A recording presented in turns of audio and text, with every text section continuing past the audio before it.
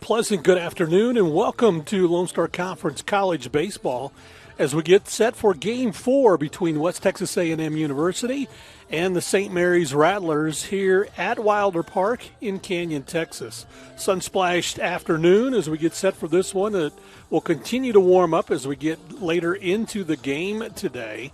Right now, 61 degrees. Wind is out of the southwest at 7, and so basically the calmest day of the three games that we played previous to this. West Texas won Game 1 on Friday 16-10. St. Mary's won Game 2 yesterday 4-3 in 10 innings, and then the Buffaloes won the Nightcaps 7-3. And so right now the Buffaloes still sit in fourth spot in the LSC standings as they have a 26-13 record, 28-13 overall. Angelo State, the number 1 or 2 team in the country, depending on which poll you go by, still lead conference standings, 32-6. St. Edwards is next at 29-9, and UT Tyler is third at 30-13. Lubbock Christian is 4 games in the win column back behind WT, 22-17. Then it's Kingsville, 23-19, Eastern New Mexico, 18-20, and then St. Mary's in the 8th spot at 16-23, a half game in the loss column ahead of Texas A&M International. And so again, an important ball game in particular for St. Mary's as they try to hold on to that 8th playoff spot for the LFC playoffs. That'll get underway in a couple of weeks, 3 weeks actually, is when the playoff tournament will get underway. For both teams, if you saw Game 3 yesterday, then you're going to see the same lineup offensively for both clubs. In this contest today, the only change will be the pitchers. For St. Mary's, it'll be the freshman Caleb Ghana who will get the start. Ghana, a 6-foot, 180-pound freshman from Hondo High School in Hondo, Texas. He comes in with a record of 1-2 on the season. He has appeared in 10 games. This will be his 3rd game to start this season. He's pitched 25 innings. He's allowed 27 hits, 30 runs, 23 of those earned. He's walked 22, and he struck out 18. Batters are hitting .273 against the right-hander. For the Buffaloes, they will start junior Mason Caperton from Eunice, New Mexico, who came to WT in January from New Mexico State. Caperton, 1-0 is his record. This will be his 9th appearance for the Buffaloes. He's started 5 games, so his 6th game start today. He's pitched 20 innings, 24 hits, 16 runs, 14 of those earned. He's walked 7 and struck out 17. Teams are batting .304 against the left-hander, Mason Caperton. And again, the lineup will be much the same. As we look at Jake Morris, will lead things off for St. Mary's. He'll be followed by Jacob King, the freshman in left field. Clay Bradford, the junior right fielder, will bat 3rd. Brandon Broughton, the senior at first base, will bat 4th. Easton Parrish, the catcher, bats 5th. Rudy Solis, the senior third baseman, will bat 6th. Jake Elizondo, the second baseman, will bat 7th. Ryan Romine, the DH, will bat 8th in today's contest, and Ryan McGowan in center field will bat 9th. For the Buffaloes, Mike Mineta will lead off, as he does every ball game. The senior shortstop from I'm just going to say Round Rock, but it's not Round Rock where the senior's from. It's Farmingdale, New York. He played at the Southern University of New York in Old Westbury. And so he will lead things off for the Buffaloes, followed by Ryan Johnson, the senior from Albuquerque, New Mexico, in left field. Adam Becker, the conference preseason offensive player of the year. He will be at third base. He's from Midland, Texas. Will Finning from Scottsdale, Arizona, the senior in right field, will bat 4th. Eddie Savoy, the junior from Montreal, will bat 5th, and he is at second base. Dylan Fesperman from Phoenix, Arizona, the first baseman. Brian Bailey in center field will bat 7th.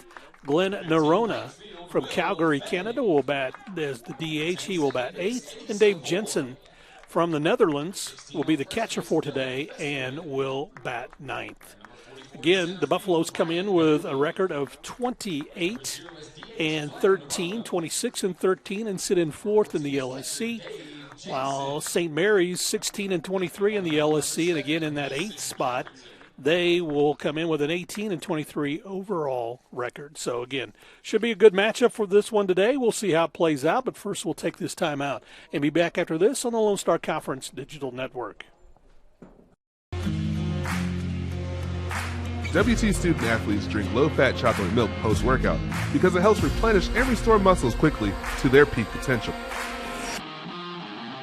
Scientific studies suggest that the immediate benefits of low-fat chocolate milk include boosted performance, improved training, and higher recovery rates in athletes. Add low-fat chocolate milk to your post-workout routine.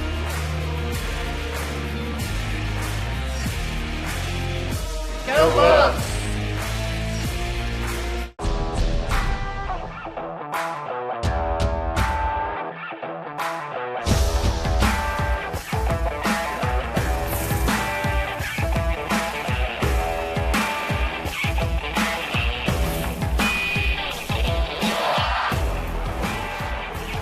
The best tailgates start with the best beef, and the best beef starts with Market Street.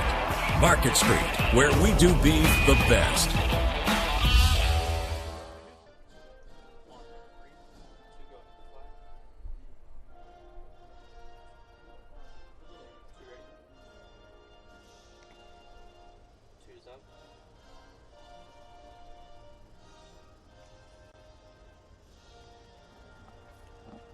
There you see the flag limp in left field, and that is different conditions for today as it has been. Game one, the wind was blowing out. They had 3 home runs in that contest. Ryan Johnson had 2 of those as he drove in 6 runs in that contest. Clay Bradford had a 3-run home run in that ball game. Yesterday, the wind was blowing in quite substantially, and so that kept everything within play. In fact, the head coach for the Buffaloes, Matt Vandenberg, said in our post-game interview that there was probably 3 balls, which there were, that were hit into left field that on a normal day would have been in the parking lot. But because the wind was so stiff blowing in, it held them in the stadium, and so they became routine outs in this contest, or in the contest yesterday. So again, Buffaloes have won the first 2, or have won 2 of 3, I should say, in this one. They won the first game, 16-10. St. Mary's won the second game, 4-3 in 10 innings. And again, great pitching performance in that second contest as for St. Mary's, John Curtis had the complete game in 10 innings and picked up the win to improve to 3-4. And again, he's the ace of their staff for the Rattlers, and so did a nice job. Reese Miller did a great job for the Buffaloes. He went 8 innings in that one, but did not get credit for the win or the loss, as when he left, it was a 3-3 ball game. And so Tyler Cornett took the loss in Game 2. Then in Game 3, it was Maddox Hoagland who went 6 innings for the Buffaloes, picked up the win, and the Buffaloes took that contest 7-3. So we're set for Game 4 here today, as both teams got their final warm-up tosses in, and so the Buffaloes get set to head to the plate. Or I should say, we'll watch as St. Mary's heads to the plate. Jake Morris, the senior, comes in with a .357 batting average. Morris gets ready to go, batting from the right side. The shortstop, 6'2", 159 pounds, from Fort Worth. Gets set to face Mason Caperton. Eunice, New Mexico product comes home with it, and that's going to be outside for a strike. Our home plate umpire today is our first game umpire, Michael Moore. Doug McClure is over at first base, and Greg Bohr at third base. Morris ready to go. Second pitch, swung on, fouled off out of play, so he's behind in the count 0-2 to the left-hander, Mason Caperton, who comes in with a 1-0 record. Caperton this season is one that, again, they're trying to get more innings from. When I say that, that's outside for a ball. Is he came in January from New Mexico State, and so he really has just now really kind of got in a groove with the Buffaloes, very similar to the Buffalo catcher Evan Leibel, who came from Oklahoma. They both got here in January, so trying to work them both into basically what WT does offensively, defensively, and everything else. They both adapted quite well. Camperton, who get ready to throw his 2-2 pitch to the leadoff man, Jake Morris.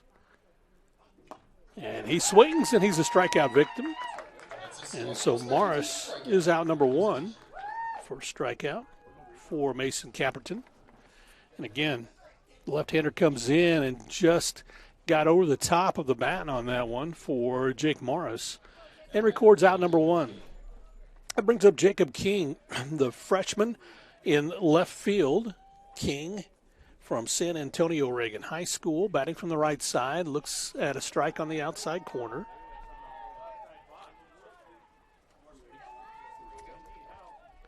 King batting .281. He's got 32 hits on the season. Sends this one, a slow grounder, over to the dugout for the Buffaloes, so he's behind in the count 0-2. That's the one thing, too, that Ed Vandenberg talked about yesterday and then earlier. He just talks about getting ahead in the count like they are right now, 0-2, and trying to work some edges. That's fouled off at the plate.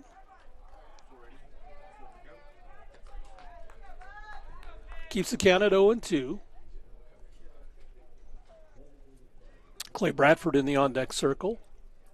Power hitting right fielder for St. Mary's. King ready to go, batting from the right side. Sends this one to Mike Minetto at short. Mike comes up throwing over to first in time for the putout. And so King is retired 6-3 for out number 2. And that'll bring up Clay Bradford. Bradford from Estacosita, Texas. Played at Temple Junior College.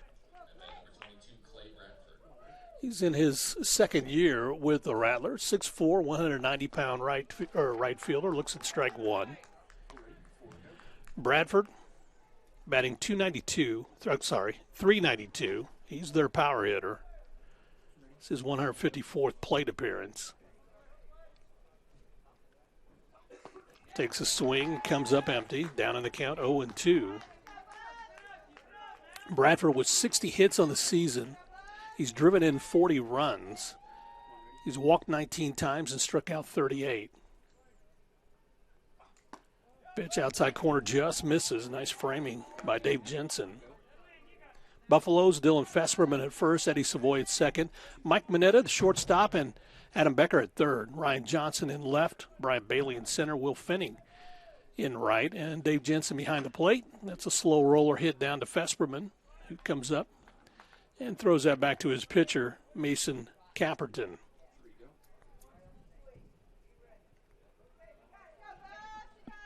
So a 1-2 count for Clay Bradford.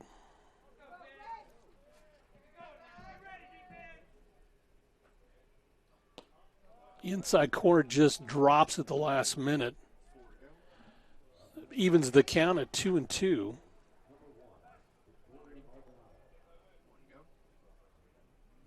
Bradford batting from the left side, big open stance. Takes a swing, and he's a strikeout victim for out number 3. So 2 strikeouts in the inning for Mason Camperton. And no runs, no hits, no errors. You see the swing right there. That just kind of, the bottom fell out of that pitch.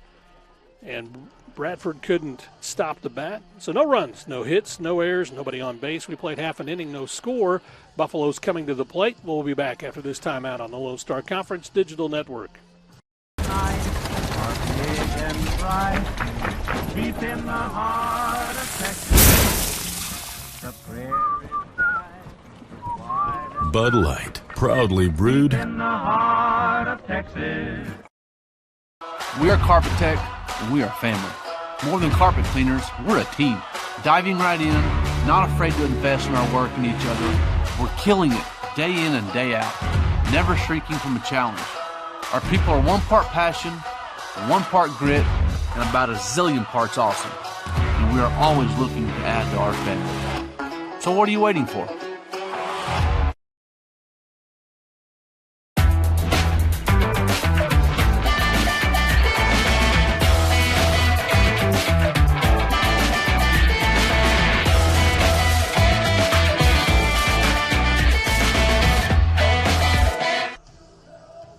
And the Buffaloes get set for their first at-bat of the afternoon. It will be Mike Mineta to lead things off, the senior from Farmingdale, New York, followed by Ryan Johnson, Adam Becker, and Will Finning. All seniors are graduate students for the Buffaloes. Then Eddie Savoy will bat fifth. Dylan Fesperman bats sixth. Brian Bailey in center field will bat seventh. Glenn Nerona will bat eighth. And Dave Jensen, the catcher, will bat ninth. As the Buffs, in their black tops and maroon numerals and white pants, get set to go out and see what they can do offensively with their first at-bat today. Buffaloes trying to win the third game of this series. They hold a 2-1 edge over the Rattlers.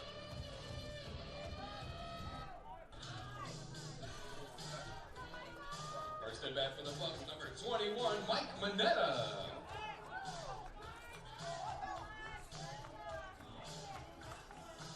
And so Mike Mineta will settle in, ready to go, batting from the left side. Mineta batting .349, his 127th plate appearance this season.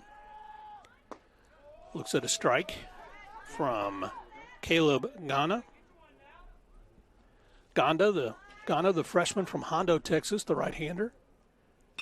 Has this one drilled out to left field. Circling underneath is King, and he's able to pull that one in. So Jacob King ever to get out number one as Mineta is retired on a fly out to left field. And that'll bring up Ryan Johnson. Senior from Albuquerque. Batting .361. Looks at strike one as Ghana works quickly.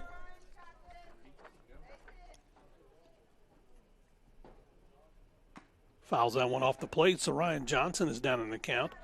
0-2, excuse me.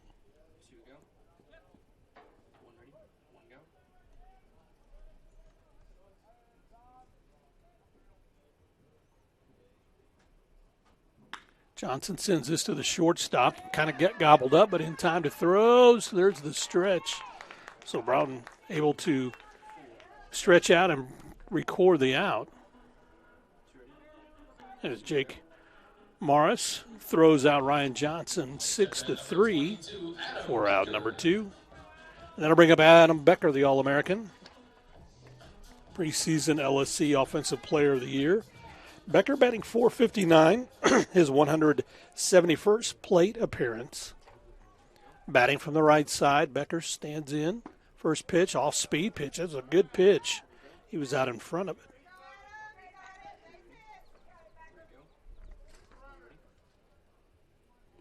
So Ghana comes home with it. And that's check swing down low for a ball.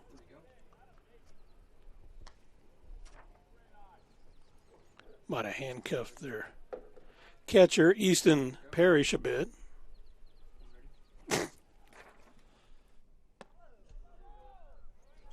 That one's high for ball two. Adam Becker, so far this season with 56 runs he scored. He's got 78 hits. Sends this one out into shallow right field. Circling underneath is Elizondo, the second baseman, and he's able to pull that one in. So Becker pops up to second for out number three. So no runs for the Buffaloes. No hits, no errors, and nobody left on base. We have one inning in the books, no score. Here at Wilder Park, we'll take a timeout and be back for the top of the second. But first, this break on the Lone Star Conference Digital Network. We are Carpet Tech, and we are family. More than carpet cleaners, we're a team. Diving right in, not afraid to invest in our work and each other. We're killing it day in and day out, never shrinking from a challenge. Our people are 1 part passion, 1 part grit, and about a zillion parts awesome. And we are always looking to add to our family. So what are you waiting for? Delicious, refreshing, Pepsi. We know that egg producers don't quit at 5 p.m. We don't quit until the job's done either. Banker's hours don't apply at First United Bank because we believe egg lending isn't a 9-to-5 job. While you're out working the fields or managing the herd, we're making sure your money is working too. Whether it's for livestock, land, or equipment, we're one of the most dominant ag lenders in the state and have been burning the midnight oil since 1907. First United Bank. We know ag lending. We know ag. Well, we go to the top of the second. You see some of the fans enjoying the sunshine here at Wilder Park. As the tip is expected to continue to climb up to around 70 today. It was 61 with our first pitch. But again, it's supposed to continue to climb throughout the afternoon, and fans out enjoying this one and getting set to watch as the Buffaloes send Mason Caperton up to face 4, 5, and 6 in the lineup for St. Mary's as Brandon Broughton looks at strike one. Brandon batting .325. This is his 121st plate appearance for St. Mary's this season. Pops this one up out into right center field and giving chase. Brian Bailey will circle underneath and pull that one in. So a fly out to center for out number one for Broughton. And that brings up the catcher, Easton Parrish.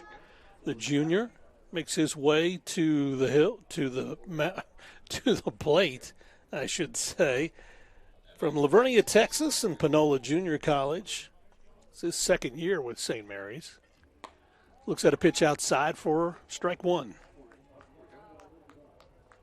Caught the outside corner.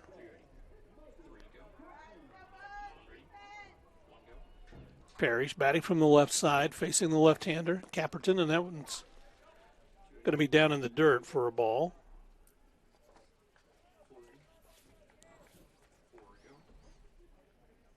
Parrish settles back in, open stance.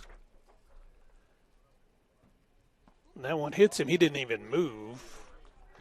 He knew that was coming in from Caperton, and now he's kind of slow as he is hit by a pitch.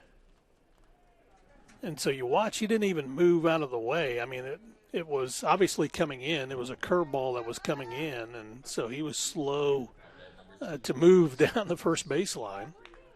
So he's on at first. So first base runner of the ball game for St. Mary's. It brings up the third baseman, Rudy Solis, the senior from El Paso. Played at New Mexico Military Junior College before coming to St. Mary's.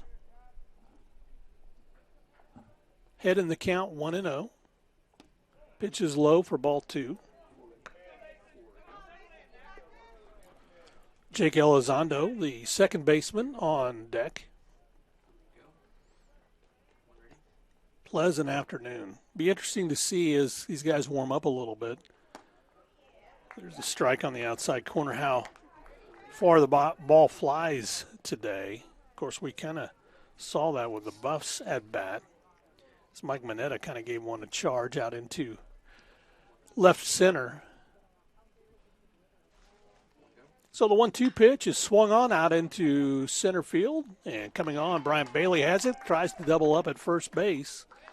But sliding back quickly is Easton Parrish, so Rudy Solis flies out to center field for out number two. And that'll bring up the junior Jake Elizondo.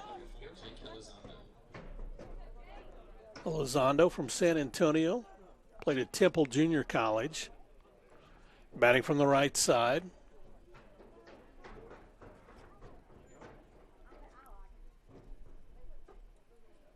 First pitch swinging, fouls that off and out of play down the right field line. Ryan Romine in the on-deck circle. He's the DH for today's game.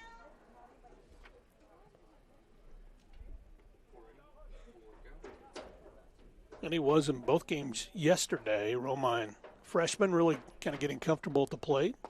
Pitch is low at the knees for a strike. Elizondo down in the count 0-2. as Caperton again beginning to find his groove just a little bit. This is going to be hit past Eddie Savoy at second, so a base hit out into center, right center field. Here's a quick throw in from Will Fenning. So runners at first and second with 2 outs. First hit of the ball game for either club.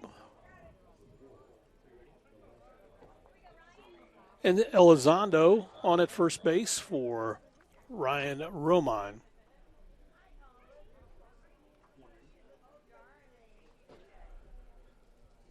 Romine, the freshman from San Antonio,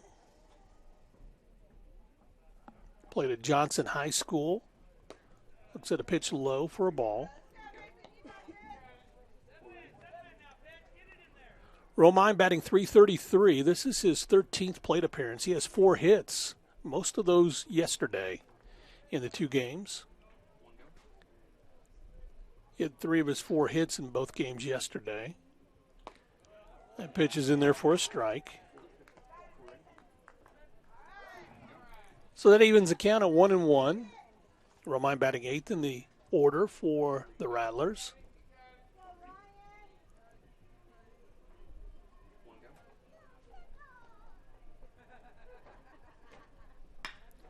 That is going to be a base hit out into center field, right center.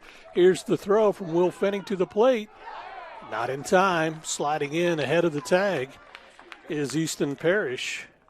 So the first run of the ball game comes in on a single from Ryan Romine.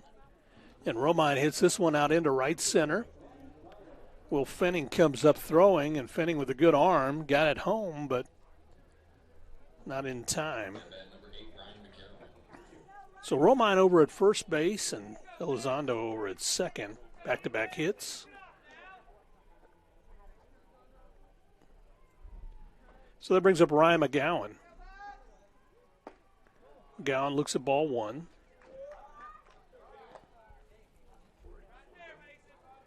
Ryan McGowan, he is a graduate student from San Antonio, Brandeis High School.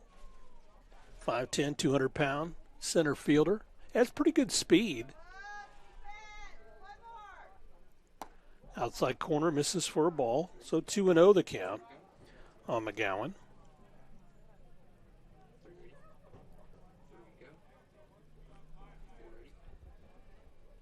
Caperton checks the runner at second. Then comes home with it. That's going to be hit down to Becker. Past him at third base. So another run will come home. Here's the relay in. And sliding under the tag at third base as Ryan Johnson tried to get it home. So sliding in, Ryan Romine heads to third base on the Ryan McGowan single out into left field. Coming home to score the second run is Jake Elizondo. So it's a 2-0 St. Mary's lead here in the second inning. So runners at first and third for the Rattlers with 2 outs. Top of the order, Mares, first pitch swinging. Sends that one foul and out of play.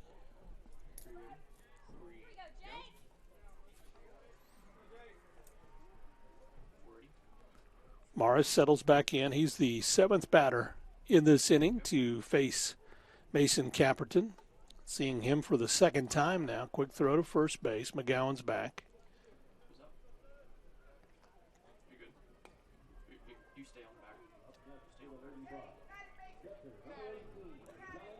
Mares settles back in, ready to go, batting from the right side. Struck out his first time through, facing Caperton. Pitch is in there for a strike. Good breaking ball. So that runs the count to 0-2.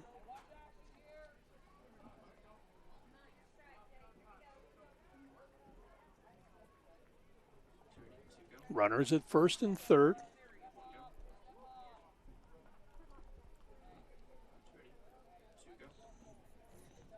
So you could hear Ed Vandenberg telling his pitcher to step off because he looked like the runner at first base was ready to take off. Comes home with it, and that's strike three. Nice pitch. And Godmara is looking for strikeout number 3 for Caperton. And out number 3. As you look, this kind of froze him right at the belt, too. So, St. Mary's does get 2 runs on 3 hits. There were no errors in the inning and 2 left on base. We've played 1.5. And St. Mary's draws the first action in this one as they lead it 2-0. We'll take a timeout. Be back after this on the Lone Star Conference Digital Network. It's got the looks, the style, the performance. Your new car is everything you always dreamed of, and now it's here. First Financial Bank was happy to help put you behind the wheel with a new car loan at a competitive rate and fast, friendly, local approval. It's service that just comes naturally to us. Much like a love of tradition comes naturally to you. First Financial Bank. You first. Member FDIC.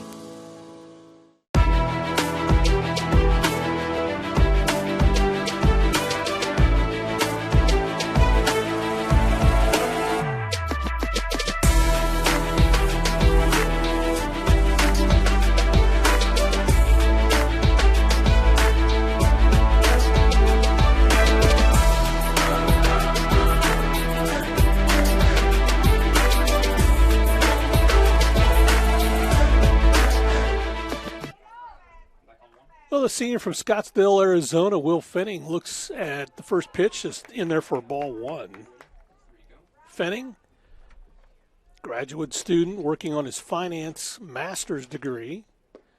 Check swing is low for ball 2. Will batting .368.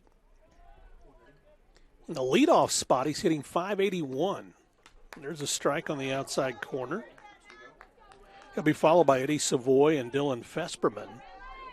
It's his 134th plate appearance for Will Fenning. Sends this one out into center field, and coming on to glove that one is Ryan McGowan. So Fenning flies out to center for out number 1. That'll bring up Eddie Savoy. At the plate number 10, Eddie Savoy. Savoy, the 6'1", 195-pound junior from Montreal, Quebec, played at Northeastern Oklahoma A&M before coming to WT. Eddie hitting .267, sends this one quickly to the shortstop on 1 pitch, and he gloves it on 1 hop, and Savoy is retired 6-3 for out number 2. So quickly the Buffs are out.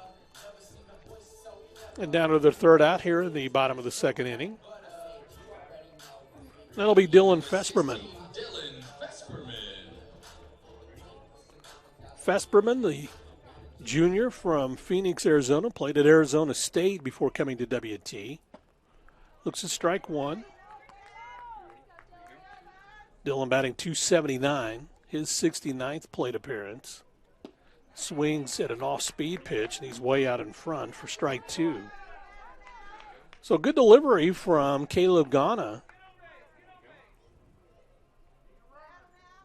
Buffs still looking for their first hit. Instead, there's Dylan Fesperman striking out for out number 3. So a 1-2-3 inning again for Caleb Ghana. No runs, no hits, no errors. Nobody on base. We played 2 complete.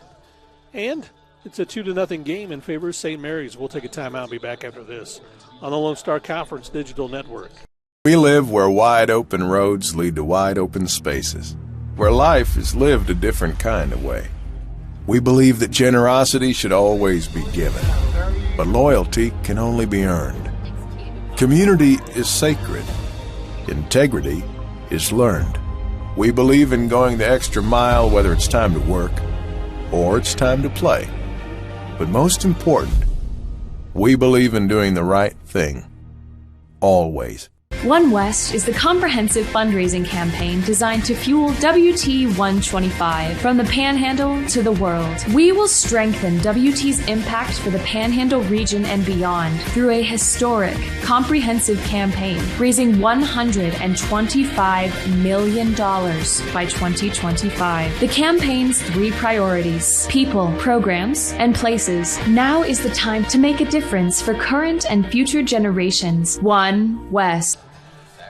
So top of the third, St. Mary's with a 2-0 lead. And again, just a pleasant afternoon out to play a little pitch and catch. Youngster there along the right field line having a blast.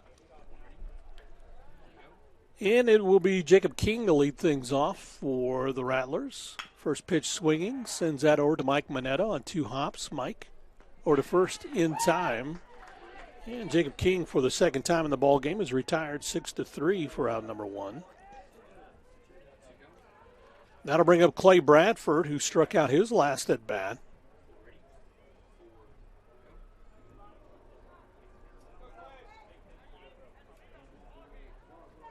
Bradford settles in, batting from the left side, facing Mason Caperton, working in his 3rd inning. That's high for a ball.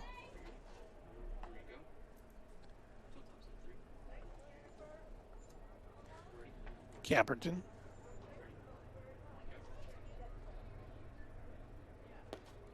Check swing. They're going to peel, say he did not go around, so that'll be ball 2.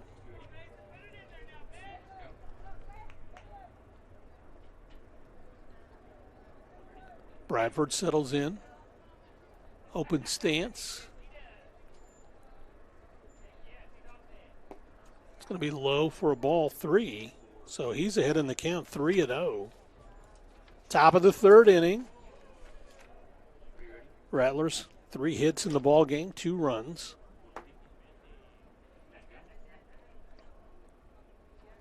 Caperton comes home with it.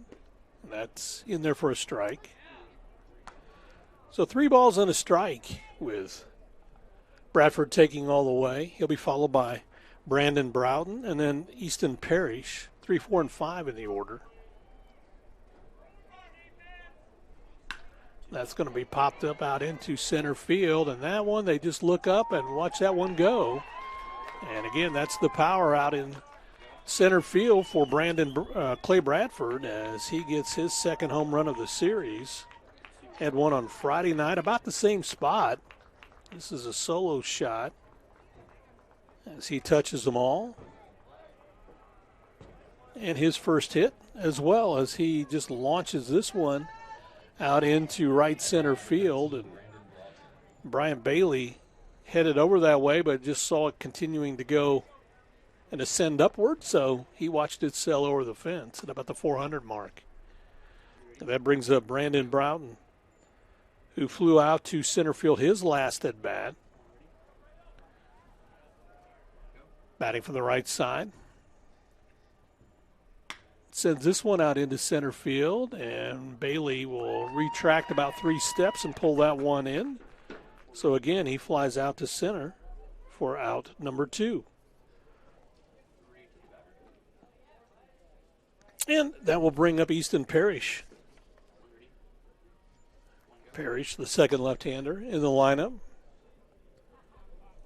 Got hit by a pitch his last at bat. Off-speed pitch is fouled off at the plate.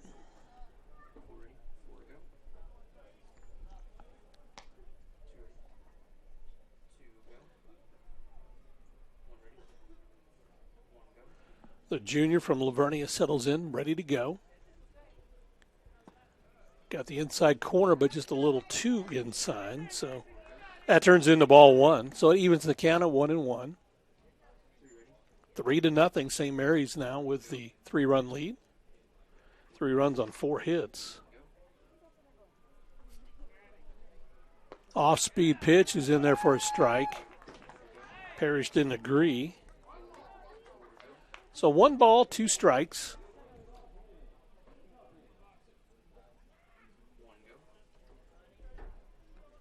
Parrish settles in.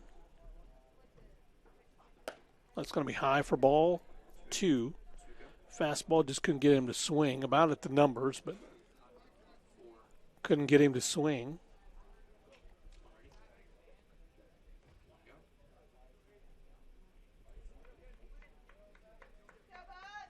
Two pitch. Low for ball 3. So 3 balls, 2 strikes. Parrish batting .307 on the season. Got 39 hits. This is his 128th plate appearance this season for the Rattlers. That one's low for ball 4, so Parrish again aboard. First walk for Mason Caperton.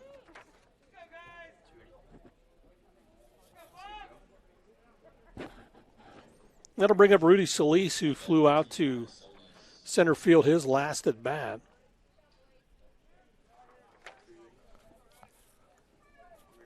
Watching Rudy taking batting practice earlier today. He had some good wraps on the ball.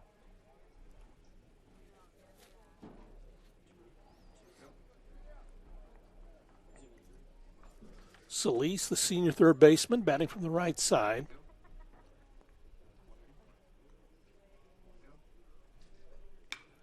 Pops this one up down the first base line, and that's going to go out of play. Turns into a long strike.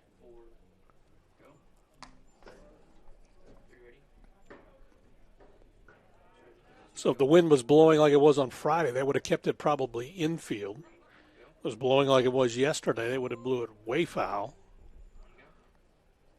Today barely clears the fence, but it's still foul.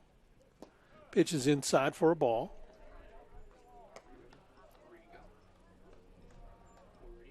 So a 1-1 count on the third baseman for the Rattlers.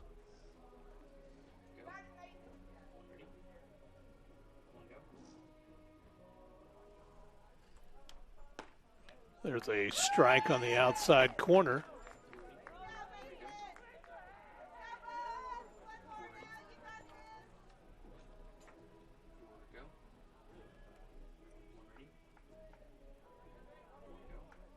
So Solis with a 1-2 count. Quick throw to first base. Diving back is Parrish.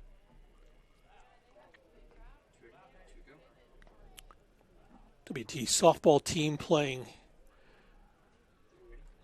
Texas A&M International and Herd Sweet Caroline. So it sounds like the Lady Buffs have won that game. They were ahead earlier 3-0 last I saw.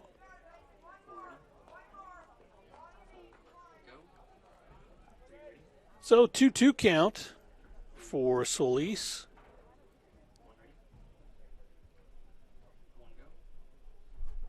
Rudy stands in, ready to go. Hits down the third baseline, foul.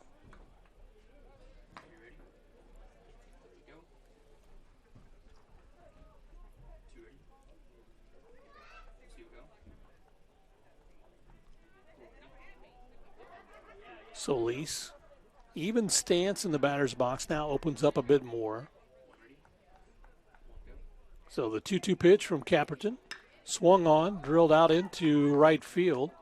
Will Finning will circle underneath and pull that one in for out number 3. So a fly out to right field for out number 3, but another run comes home for St. Mary's on a home run from Clay Bradford. 1 run on 1 hit. There were no errors and 1 left on base. We have played 2.5, and the Buffs trail 3-0. We'll take a timeout and be back after this on the Lone Star Conference Digital Network. 90 years, the Lone Star Conference has been committed to excellence. What began in 1931 as a 5-team conference has grown to 18 institutions spanning 4 states. And while membership has changed, the pursuit of athletic success and academic excellence has never wavered. 119 national championships, over 2,000 All-Americans, and nearly 300 academic All-Americans. Celebrating 90 years of success, this is the Lone Star Conference.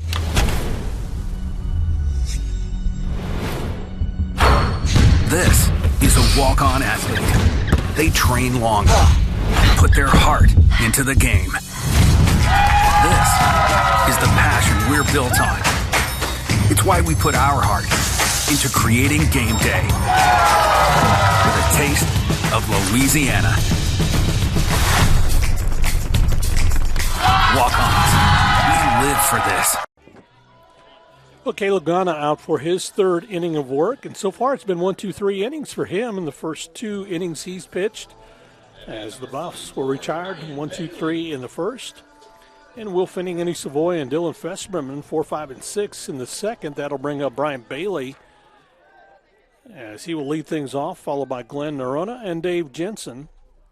7, 8, and 9 in the order, and taking a swing is Bailey, who comes up empty.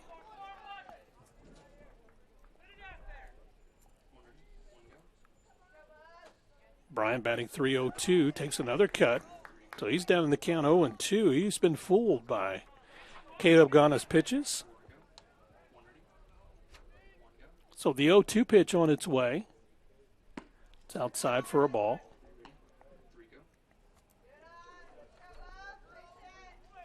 Brian Bailey, the junior from Lancaster, Texas, takes a swing, and he is out on strikes. So he's the second strikeout for Caleb Ghana. That's back-to-back strikeouts, as that's how Caleb was able to get Dylan Festerman. So out number 1 here in the bottom of the third. That brings up Glenn Nerona. Glenn looks at a pitch inside for a ball. Nerona batting from the left side. Pitches outside, misses for ball 2. 2 fastballs back-to-back. Glenn Nerona batting .222. This is his 10th plate appearance. Takes a swing out in front of that one. So good off-speed pitch. So 2 balls and a strike for the sophomore from Calgary. Pitches inside for a ball. So 3-1. Buffs trying to get a base. They haven't had a base runner as of yet in this game. Corrales sends this one out into left field, and Ryan McGowan will circle underneath and pull that one in. Going to fly out to center for out number 2. And that'll bring up Dave Jensen, the catcher. And the plate number 14, Dave Jensen. Jensen batting .154 this season. First pitch is low for a ball.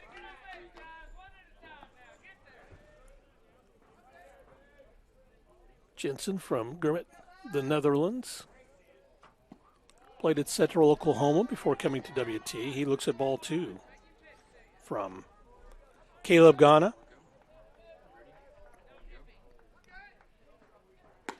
It's going to be outside for ball 3.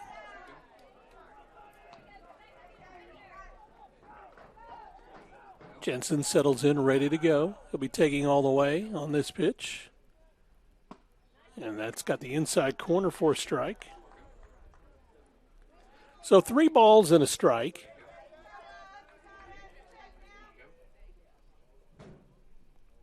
Sends this one to the shortstop on 2 hops. Jake Morris comes up throwing, and Dave Jensen is retired 6-3 for out number 3. So 3 1-2-3 innings for Caleb Ghana. No runs, no hits, no errors, and nobody on base. We have played 3 complete, and St. Mary's in control 3-0. We'll take a timeout and be back for the top of the 4th after this on the Lone Star Conference Digital Network. Welcome to MediDrive Pharmacy. We greet you by name, and our pharmacists take the time to console you and answer all your questions. Our Health Mart Pharmacy specializes in serving our community with fast, friendly, professional service and the highest quality of medicine and health products. We accept most insurance plans, including Medicaid and Medicare, and we offer free in-town delivery to your home or business. Come visit us for all your health care needs. It's got the looks, the style, the performance. Your new car is everything you always dreamed of, and now it's here. First Financial Bank was happy to help put you behind the wheel with a new car loan at a competitive rate and fast, friendly, local approval. It's service that just comes naturally to us. much like a love of tradition comes naturally to you. First Financial Bank. You first. Member FDIC. Well, welcome back to Wilder Park again.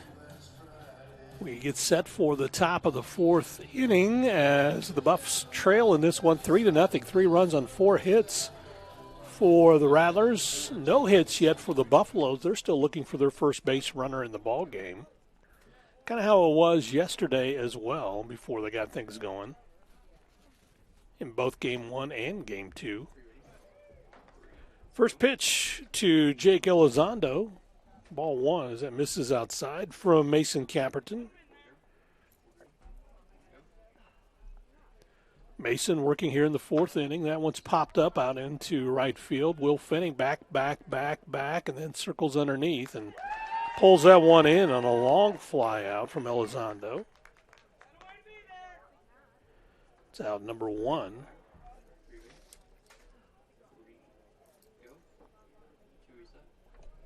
So that brings up Ryan Romine. Romine, the freshman, batting from the right side. Ryan 1 for 1. He had a single his last at bat. Looks at an off-speed pitch in there for a strike. Good curveball. Romine batting .385. This is his 14th plate appearance. And again, he's got 5 hits. He's driven in 5 this season. He's only scored 1 himself. That one's low for a ball. So that evens the count at 1-1. Romine batting from the right side.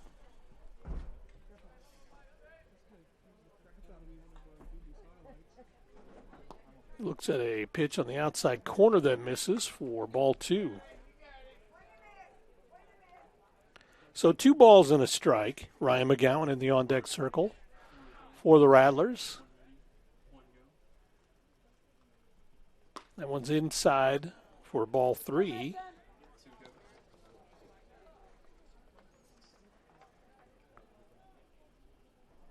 So Mason Camperton working here, trying to get strike thrown. There is action in the Buff bullpen area.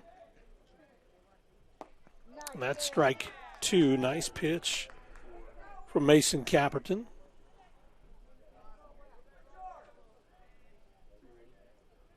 The left-hander gets set, ready to go. Feet are together. Checks out the pitch, now goes in the windup. That one misses for ball 4, and he slaps his glove. He's upset with himself as he let that one get away. His second walk of the ball game. So that'll bring up Ryan McGowan, who singled his last at bat.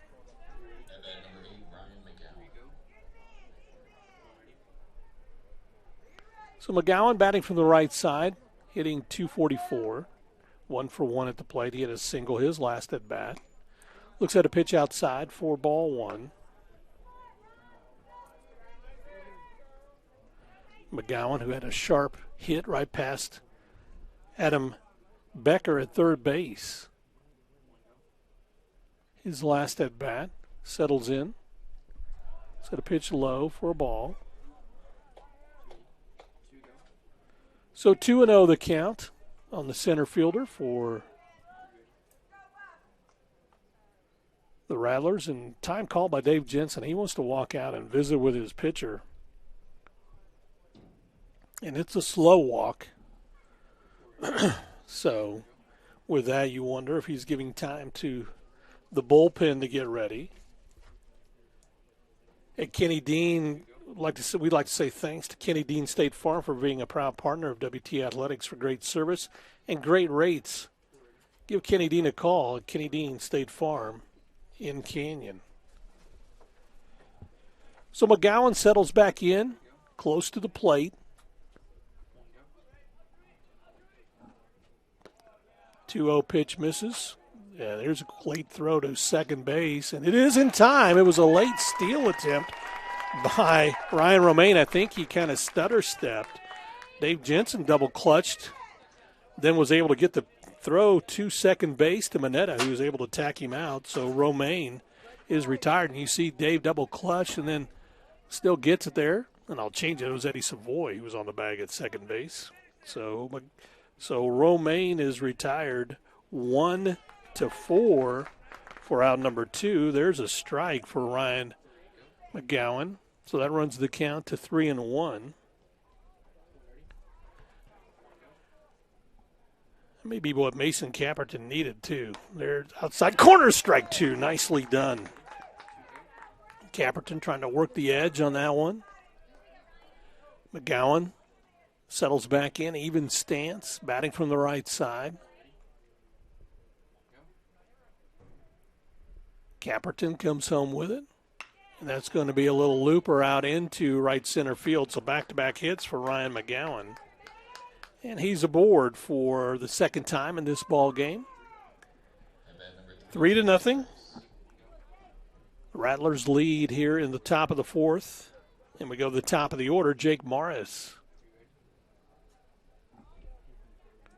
Morris, who has struck out twice, 0 for 2 at the plate. Still batting .353, though. Shows bunt, and that's going to be fouled off of Dave Jensen.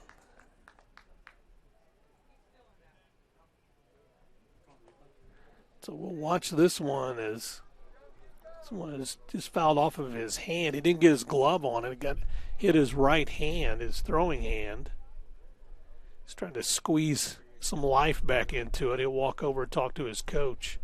Now, Evan Leibel was geared up, so he probably can go if Jensen can't keep it going. Jensen says, I'm okay. Picks up his glove.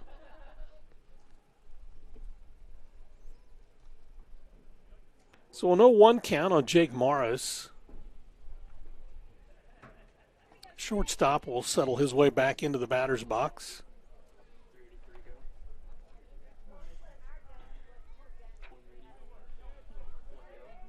Jake, the fifth-year senior from Fort Worth, fouls this one off and out of play.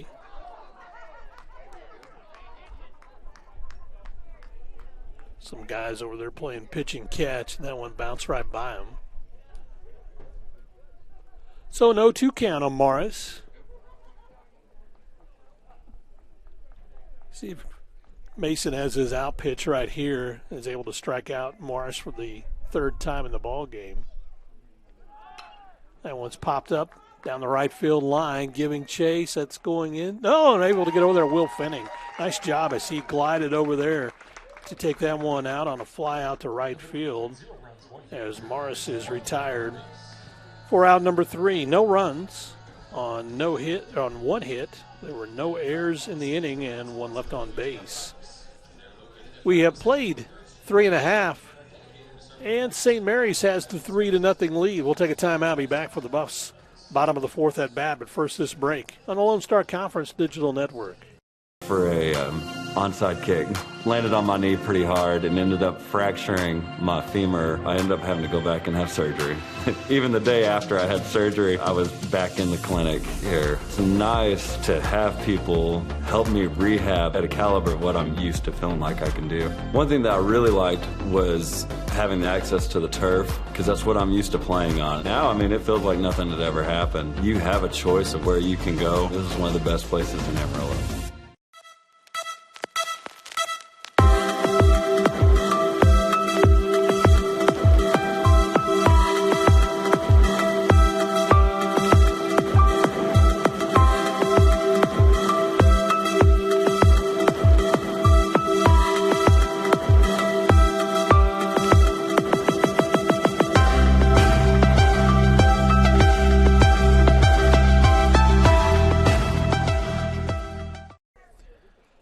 Buffs hitting for their second round now, facing Caleb Ghana. Ghana has gone through the order in order. So here we start the fourth. Mike Manetta up for his second time. Looks at ball 2. So he's ahead in the count, 2-0. St. Mary's leads it 3-0. Manetta set a pitch low for ball 3. So again, Caleb Ghana works quickly. In on the grass at third is Rudy Solis. There's a strike on the inside corner, and Mineta knew that one. Got a chance to talk with Mike yesterday following, or on Friday, I should say, following that first contest as he fouls this one off and runs the count full at 3-2. Finance major. Has a little econ going for him in the classroom as well. Batting from the left side, settles in, ready to go. Sends this one up toward the middle. Backhanding it, trying to throw in time, but it's not in time. It was a good play by Jake Elizondo, but he was going completely to his right, his momentum, so he had nothing on the throw. And Mike Mineta gets the first hit of the ball game for the Buffaloes on an infield single. And then number 30, Ryan Johnson. And that'll bring up Ryan Johnson. And Mike will tell you, Mineta says, that's my job, is to get on base. Got 2 All-Americans behind me, and so I just try to get on and set the table for them. So Ryan grounded out to short his first at-bat. First pitch swinging, sends it down the third baseline, past Matt Vandenberg, who's in the third base coach's box. So that turns into a long strike for Ryan Johnson. And that good off-speed pitch had him out in front. So Ryan's down in the count 0-2. Senior from Albuquerque will settle back in, ready to go.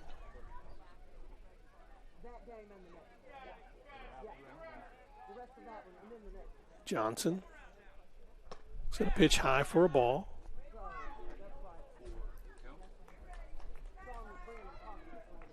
Caleb Ghana trying to induce Ryan Johnson to pull the trigger on that to take a swing, but he does not. So the 1-2 pitch inside misses for ball 2. You can hear the St. Mary's fans who thought that was a strike on the inside corner. Ghana gets set to come home with a 2-2 pitch. That's fouled off at the plate. Keeps the count at 2-2. Adam Becker in the on-deck circle. Buffs trail 3-0. Mike Mineta with a leadoff single here in the top of the fourth. That's going to be looped out into right field for a base hit. Mineta will hurry around to third base. A nice throw in from Clay Bradford. Keeps it to Ryan Johnson with a long single. So the Buffs have runners at the corner, first and third. On back-to-back hits, the first 2 hits of the ball game for WT. And again, this one inside-out swing goes down the right field line, and Clay Bradford gets that and gets it back in quickly. So that'll bring up Adam Becker, who popped up to the second baseman his last at-bat. Becker with 2 aboard, no outs here in the top of the fourth. First pitch is low for a ball.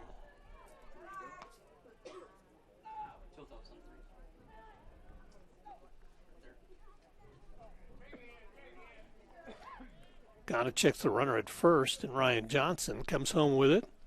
It's low for ball 2.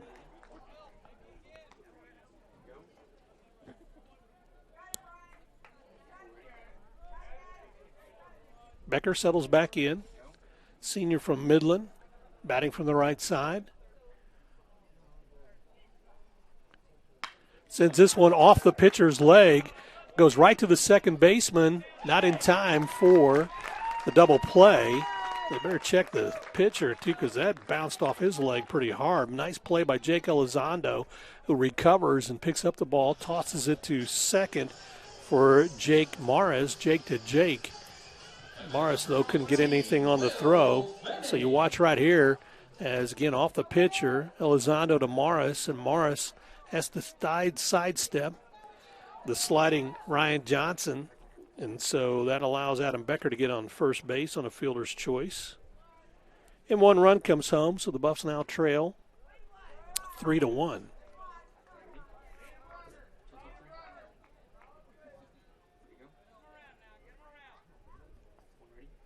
So Will Fenning with a 1-0 count. Sends this one out down the right field line. Giving chase is Clay Bradford, and that one is going in the bullpen area. So it turns into a strike, runs the count to 1-1 on the cleanup batter for the Buffaloes.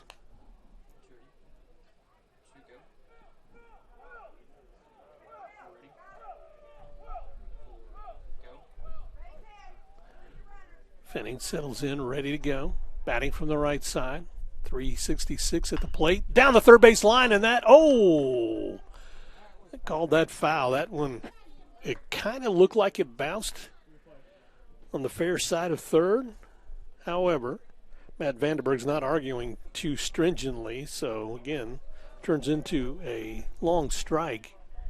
Watch that one. Again, kind of hard to tell there on the replay, but it turns into a strike, so a 1-2 count for Fenning.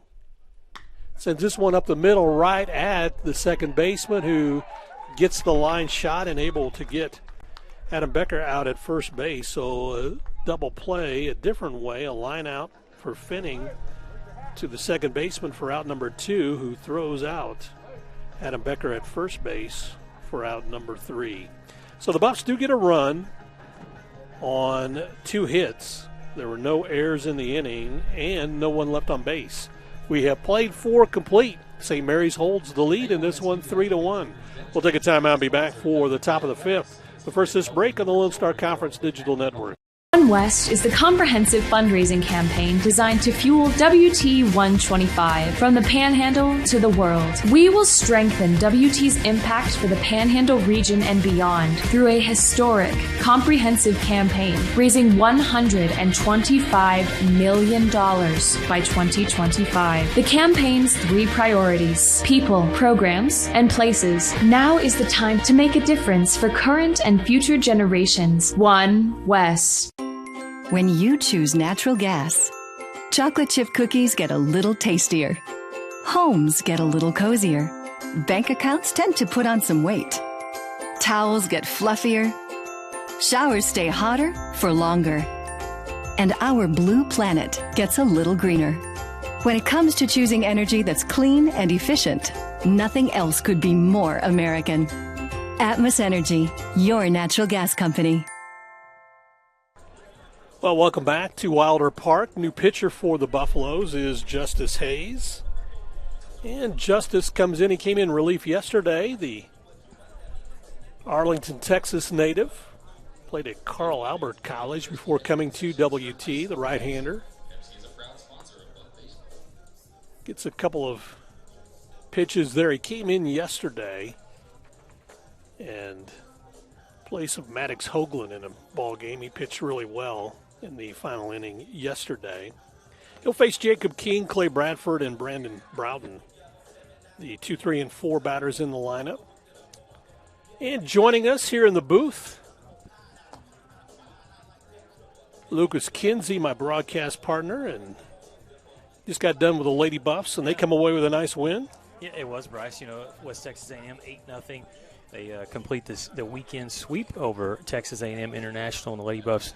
The total runs 22-1 in the 3 games, so they pick up win number 40. A lot of good stuff going on, and, man, this weather is gorgeous. So I just made a quick little walk over here to Wilder Park, and hopefully I can bring some luck here to the Buffs, just down by 2 runs. Need a little bit of luck. This is kind of similar to yesterday's games where the Buffs struggled to get going and then finally got the bats working in both game 1 and 2. Had to come from behind to tie it up in game 1 yesterday. That pitch is high to Jacob King. King is grounded out twice to Mike Mineta at short.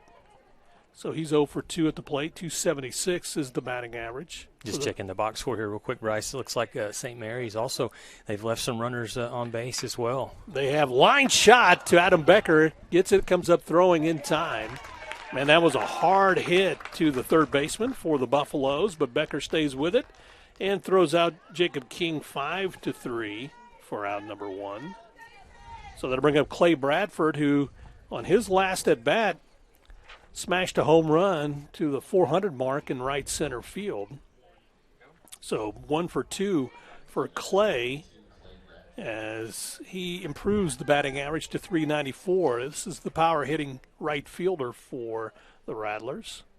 First pitch, outside corner, misses from Justice Hayes. A little bit different today, Bryce, than what we experienced yesterday, right? Both offensively and defensively. I know for me yesterday at Schaefer Park, a lot of balls hit off the bat that I thought were going to get out, but the wind kept it in. The other thing is defensively, it made things difficult for the fielders. This pitch is going to be low for a ball. You're absolutely right. We talked to Matt Vandenberg after the game. 2 hits from Dylan Fesperman in the second game yesterday. And he said that, it would have been to the President's house. Well, that's way over in left center field, past the parking lot. But the wind held him up and wouldn't let him to go out. There's smash down the right field line, and that one is going to be foul for Clay Bradford. Runs the count to 2-1. But, the wind yesterday, you get that north wind every once in a while here in the spring and changes conditions drastically. Normally the wind blowing out today, very light. So the fact that Bradford smashed that one out in the deep part of right center field just shows you his strength. That one misses for ball 3. Bryce, the St. Mary's Rattlers came into the weekend with a record of 17-21. Have you been more impressed with them than maybe what you thought you would be? Well, what really impressed me was game 1 pitcher yesterday, John Curtis, who had the complete game, 10 innings, only allowed 3 runs from the Buffaloes. As that's popped up and sends out into left center field. And taking charge, Ryan Johnson pulls that one in on a fly out for out number 2. But, yes, kind of a senior-laden team. Juniors very similar to the Buffaloes. And so, again, their pitching is probably their weakness. Their bats, they're pretty decent at the plate.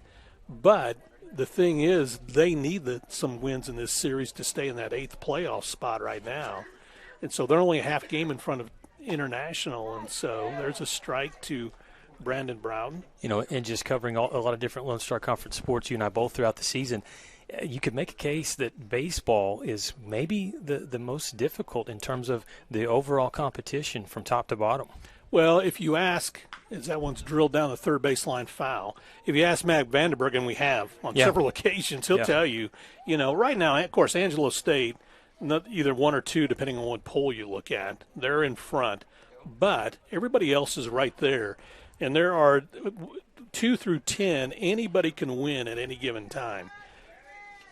And so that pitch is high for a ball. And so that makes things, different and unique. And again, when the conditions like they are in West Texas are different than they are, say, in the central part of the state, your philosophy changes a little bit from time to time on how you're going to play, who you're going to play. Like here, we got to shift over to the left. That one's hit out to right field. Fenny gives chase, and that one may be gone. It is gone as Brandon Broughton, a solo home run, his first of the series, and he drives that over the fence in right field. And again, the shift was on, so they anticipated him to pull that to the left, and Brandon, kind of a late swing, got a hold of Justice Hayes' offering and knocked that one out in right field. Off the bat, Bryce, this one just pops. Yeah, absolutely, and Will gave it a nice effort, but that one was just over the fence. Just couldn't pull that one in. So 4-1 now. Our score, 4 runs on 6 hits. Justice throwing to Easton Parrish for the first time. That is outside for a ball. As Hayes throwing from the right side. Comes home with it. Again, misses outside for ball 2. So, again, Justice came in yesterday. Hayes, of course, with a 2-0 record. He's pitched in 21 innings. He's allowed 22 hits. And now 11 runs, 9 of those earned. That's drilled down the left field line, fouling out of play. So it turns into a strike for Easton Parrish. Talk a little bit, too, Lucas, about the Lady Buffs. Yeah. Again, big win. They're sitting number 2 right behind Tyler. And so, again, same thing there. Those top 2 teams kind of separates from everybody else. It does, and Bryce, West Texas A&M next week is going to have a nice rivalry series with Lubbock Christian University. LCU is actually in the top 25 rankings ahead of WT at 10th. Lady Buffs are at 14th. Conference standings, WT at 2 and LCU at 3. But that is going to be critical for West Texas A&M as they go to Lubbock. Expecting that to be a great series. they've got that one. Then they'll finish out at home the next week against Cameron, and then it's time for postseason play. And so you hope that you're healthy. Obviously, you hope that you're playing your best baseball or softball in their case. And it was good this weekend. We saw Heidi Vorthrams come back and throw for the first time since mid-March. The pitching staff looked phenomenal. Got a chance to visit with Emma Parrish after the game, Bryce, and talk about her purple streak in the hair. And explain that a little bit. Yeah, so they did a poll on social media and had the fans vote Emma Parrish, the relief pitcher, the closer for the Lady Buffs. And she normally wears maroon or maroon and black in her hair. Just got that personality that you like for a closer, right? A little edgy. A little edgy, yeah. And so anyway, they did a poll and let the fans choose, and the winner was purple. So she has purple in her hair. This one's hit out into right field as Rudy Solis sends this one out to Will Finning, and Will is able to glove that one on a fly out to right field for out number 3. And so one run comes home for the St. Mary's Rattlers on a solo home run from Brandon Broughton. And that's one run on one hit. There was one left on base, no errors in the inning. 4-1, Rattlers lead this one. We'll continue to visit with Lucas Kinsey, but first this break on the Lone Star Conference Digital Network. Link is now Optimum, with award-winning internet, TV, and mobile, giving you the power to get closer and go farther with speed and reliability. With our new 100% fiber internet we're building, together with Optimum Mobile, voted #1 in customer satisfaction, you'll get the complete connectivity you deserve. And when you combine Optimum's award-winning connectivity with our 24/7 customer service, your future is only a connection away.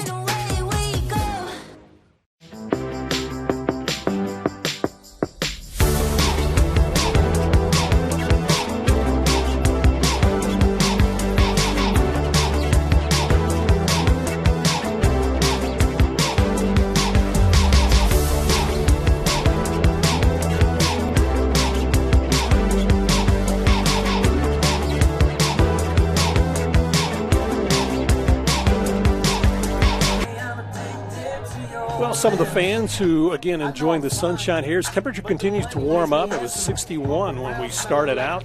At bat number 10, Eddie Savoy. And now that is kind of warmed even more. Eddie Savoy to lead things off. Eddie looks at a pitch inside for ball 1. Savoy, the junior from Montreal, grounded out too short his last at bat. These days like this, Bryce, the way the weather is, I mean, rare.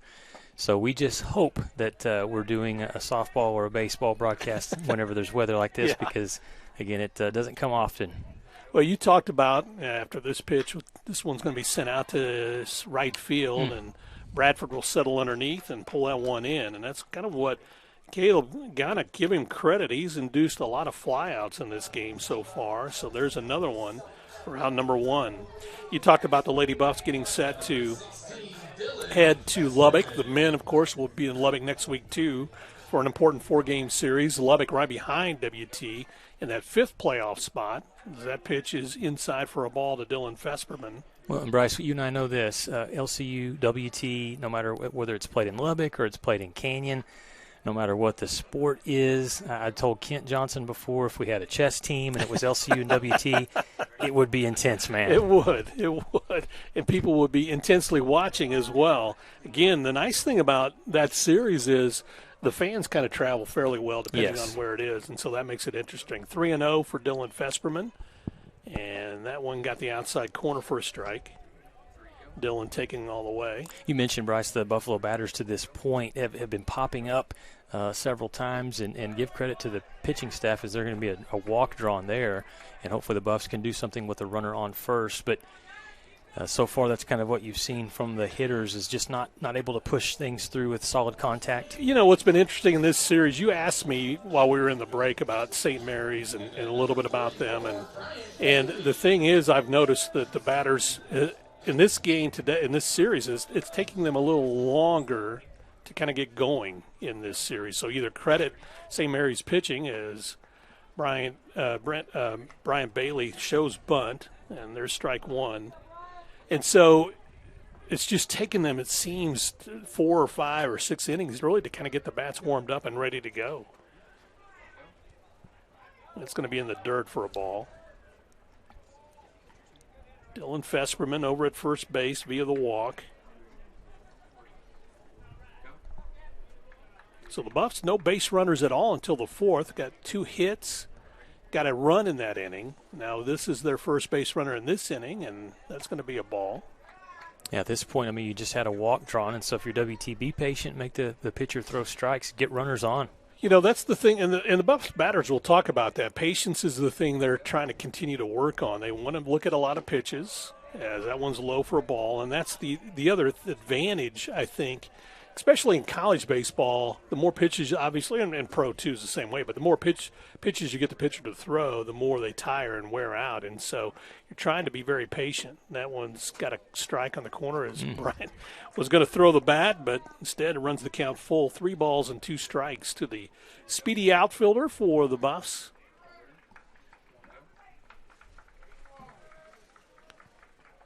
And that's drilled out to left field, giving chase as that one goes back, and it's off the wall. And so Fesperman will come around third. They'll hold him up there. And so a nice relay from Jacob King getting that one in. But on a double for Brian Bailey, first big hit of the ball game we've had for the Buffaloes, and comes from the 7th spot. Yeah, we'll look at this one again. And for a second, thought I had a chance to get out. I did too. The other thing, too, is credit St. Mary's for the center fielder coming over and helping out, as the left fielder had a little bit of trouble there, making the play off the wall. Yeah, I gave the credit to Jacob King. Instead, it was Ryan McGowan, who King had got too close to the wall and couldn't play it. And so, well, you fumble that around just a little bit longer there, Bryce, and there's going to be a run scored. Yeah, absolutely. So Glenn Nerona, the DH in today's contest. Glenn coming up for his 11th at-bat this season, so not a lot of ABs, but first pitch swinging, sends that down the left field line. That could be trouble, as that one is going to fall in for a base hit. 2 runs will score for the Buffaloes, and Glenn will go into second base with that great speed. And so Glenn Nerona gets a double and drives home his first 2 of the season.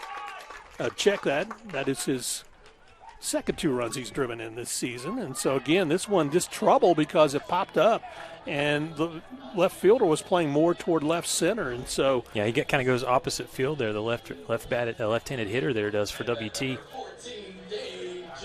And so 2 runs come home for the Buffs. Now they cut the lead to 4-3. And again, 2 back-to-back doubles for the Buffs here in this one. Nerona with good speed on at second base.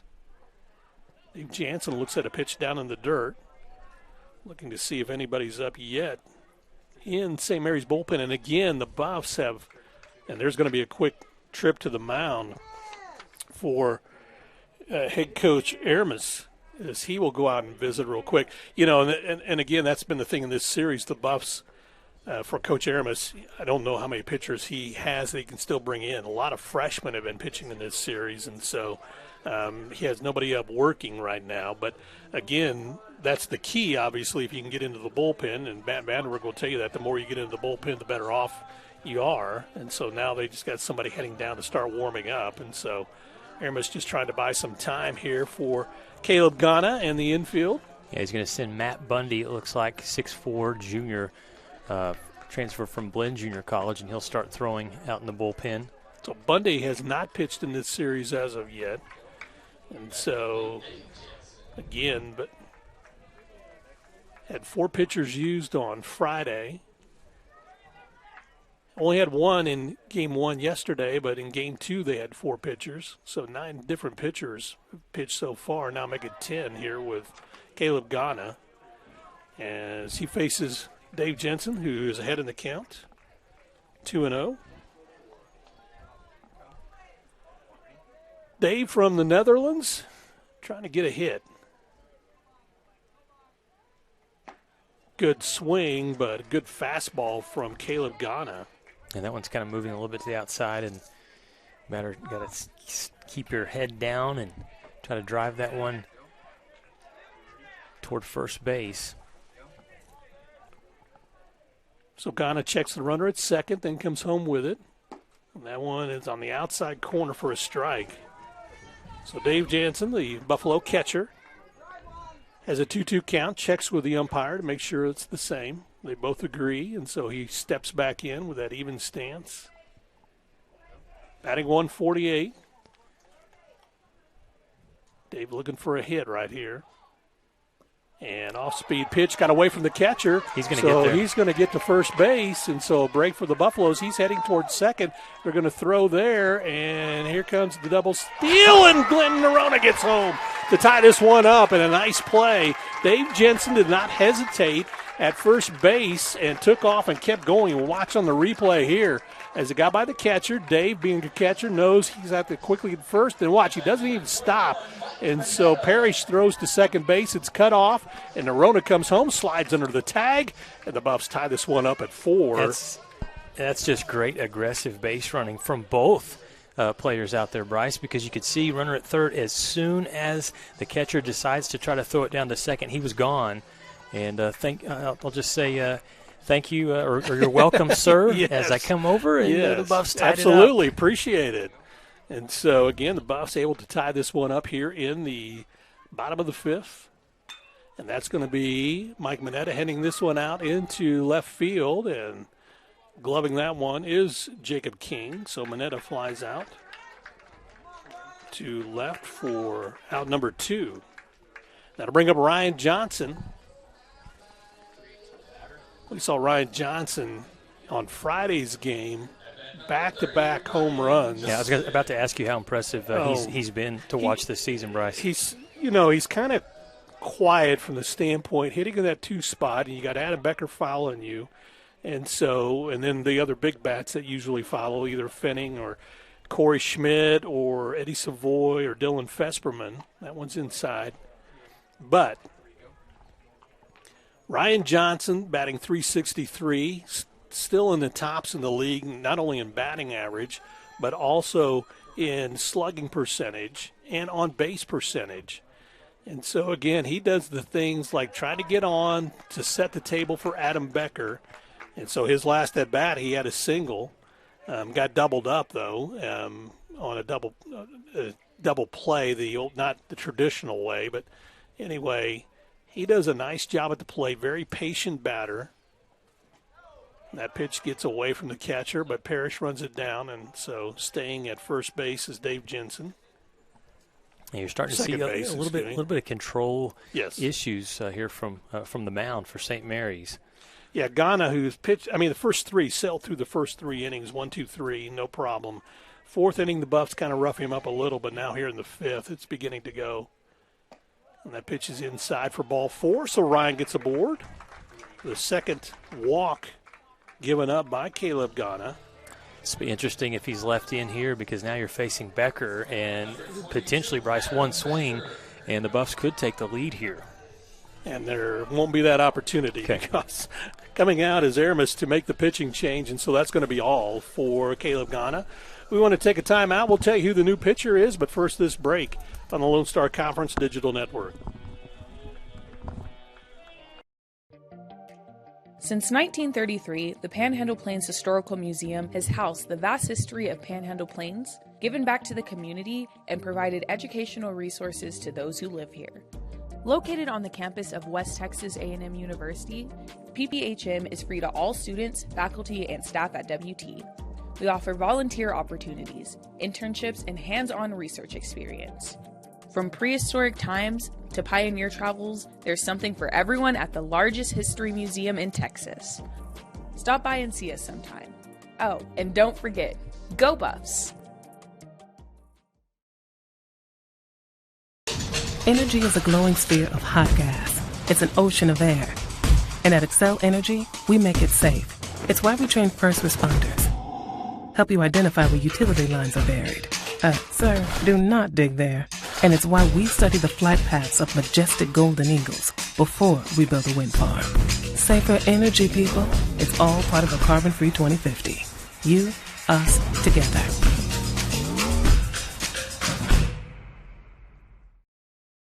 Delicious, refreshing, Pepsi.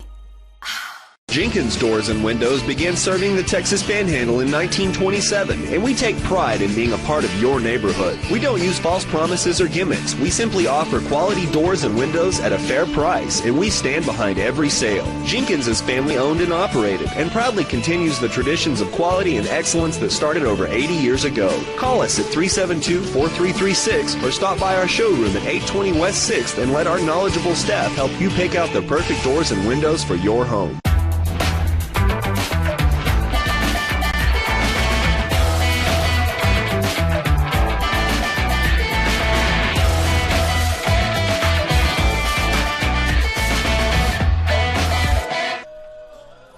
The new pitcher is Matt Bundy from White House, Texas.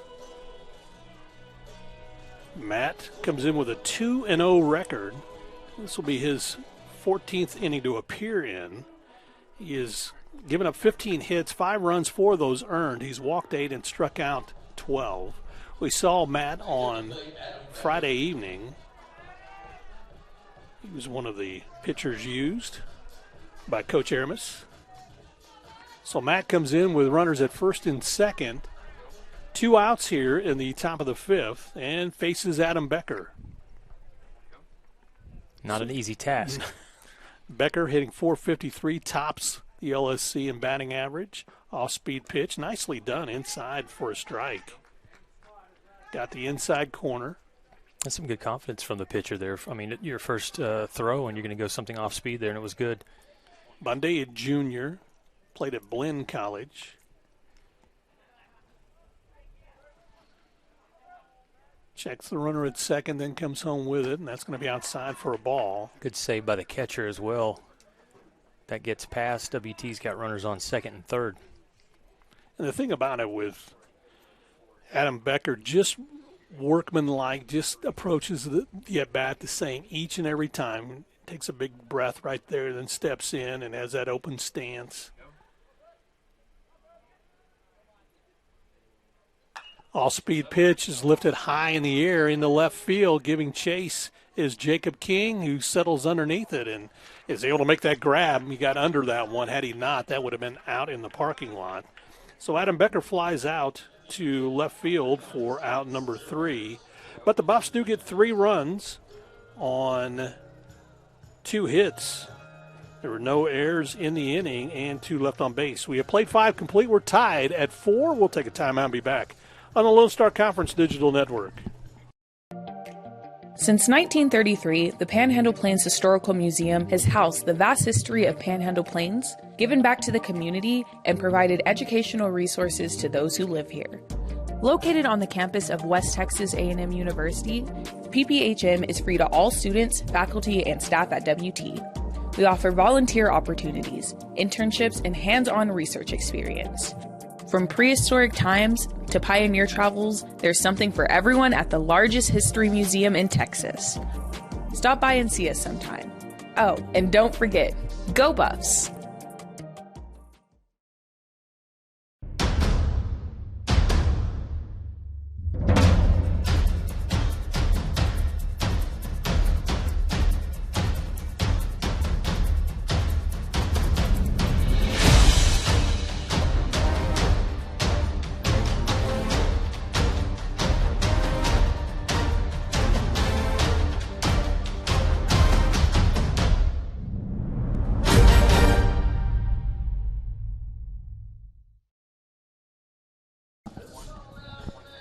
Well, welcome back as we go to the top of the 6th inning. Justice Hayes still on the hill for the Buffaloes.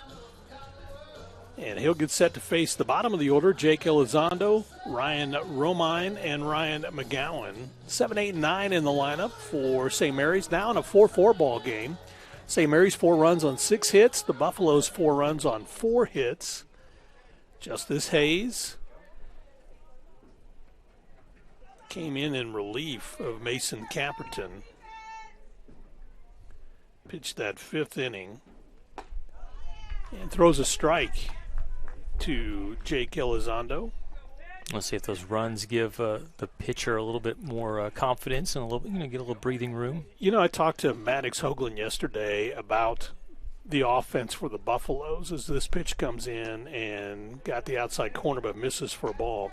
And he said, that's one of the things that is kind of relaxing for the pitchers, knowing the offense is so strong for the Buffaloes this year. Always that has their back. Yeah, they can pick up a run or two if they need to, just like we did in the last inning.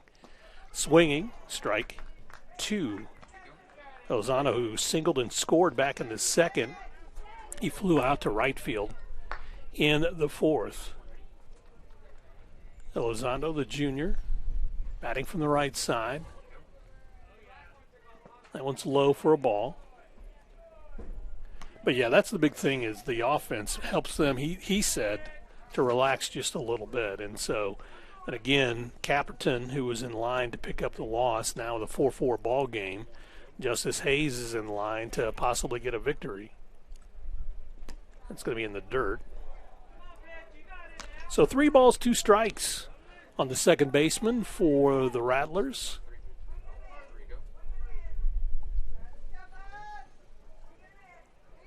It's a big pitch here, right, with the count full. So Justice comes home with it. Oh, and he clunks him. And so that's the second batter hit by WT pitching. And so Elizondo will head to first base. Yeah, he was trying to come to fastball and just loses control there. Yeah. And that one got to the left shoulder. So that brings up Ryan Romine, who is 1 for 1 at the plate today. Singled in the second, walked in the fourth. And again, this pitch hitter who's just started pitch hitting yesterday has grown in confidence with his at-bats. Looks at a strike there, and, the interesting thing is watching him hit in the first game yesterday to today, his confidence level you can tell has just skyrocketed because he was taking pitches and was nervous, and now he's looks comfortable out there at the plate.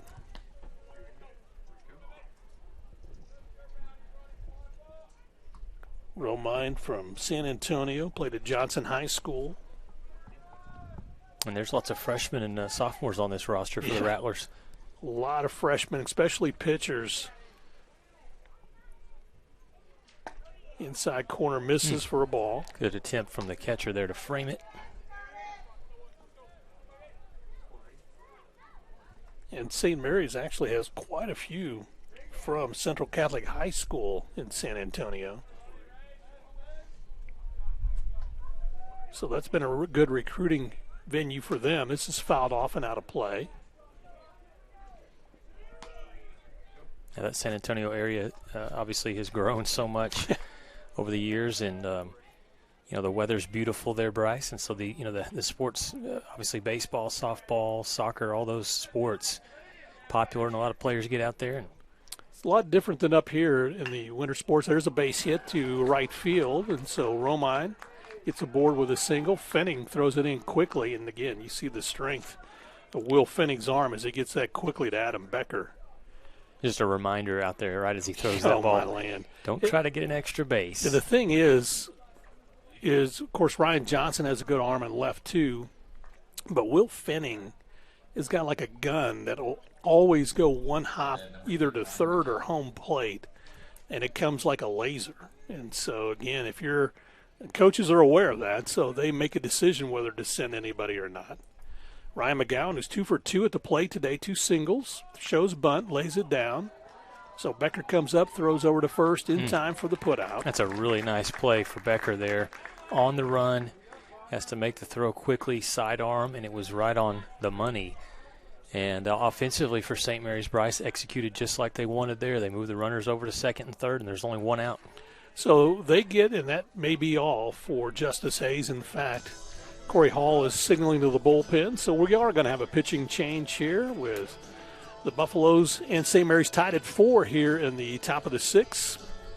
Call of the bullpen. We'll tell you who the new pitcher is, but first this break on the Lone Star Conference Digital Network. Suddenlink is now Optimum, with award-winning internet, TV, and mobile, giving you the power to get closer and go farther with speed and reliability. With our new 100% fiber internet we're building, together with Optimum Mobile, voted #1 in customer satisfaction, you'll get the complete connectivity you deserve. And when you combine Optimum's award-winning connectivity with our 24/7 customer service, your future is only a connection away. One West is the comprehensive fundraising campaign designed to fuel WT 125 from the Panhandle to the world. We will strengthen WT's impact for the Panhandle region and beyond through a historic, comprehensive campaign raising $125 million by 2025. The campaign's 3 priorities: people, programs, and places. Now is the time to make a difference for current and future generations. One West.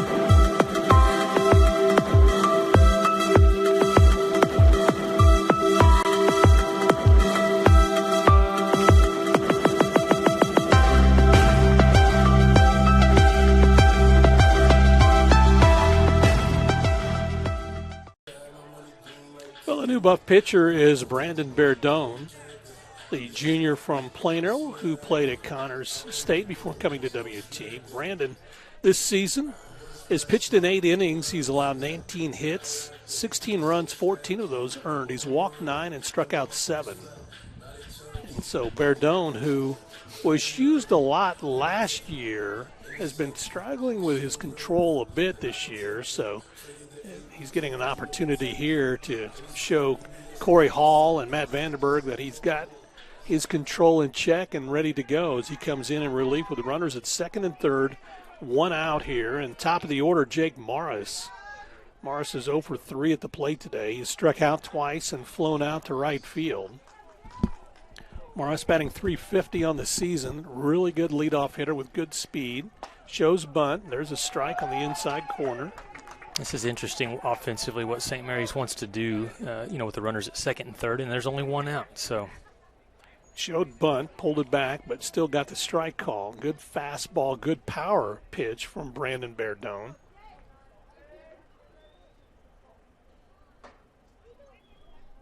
That's hit. Past the first baseman. And so that'll plate 2 runs. Vesperman was playing in, and that was just a great shot from Jake Morris. You can't. No, that's a clutch hit, Bryce. I mean, he puts it in a spot that is automatically going to score both runners. And so, again, just a nice delivery from the leadoff man right down the first base line as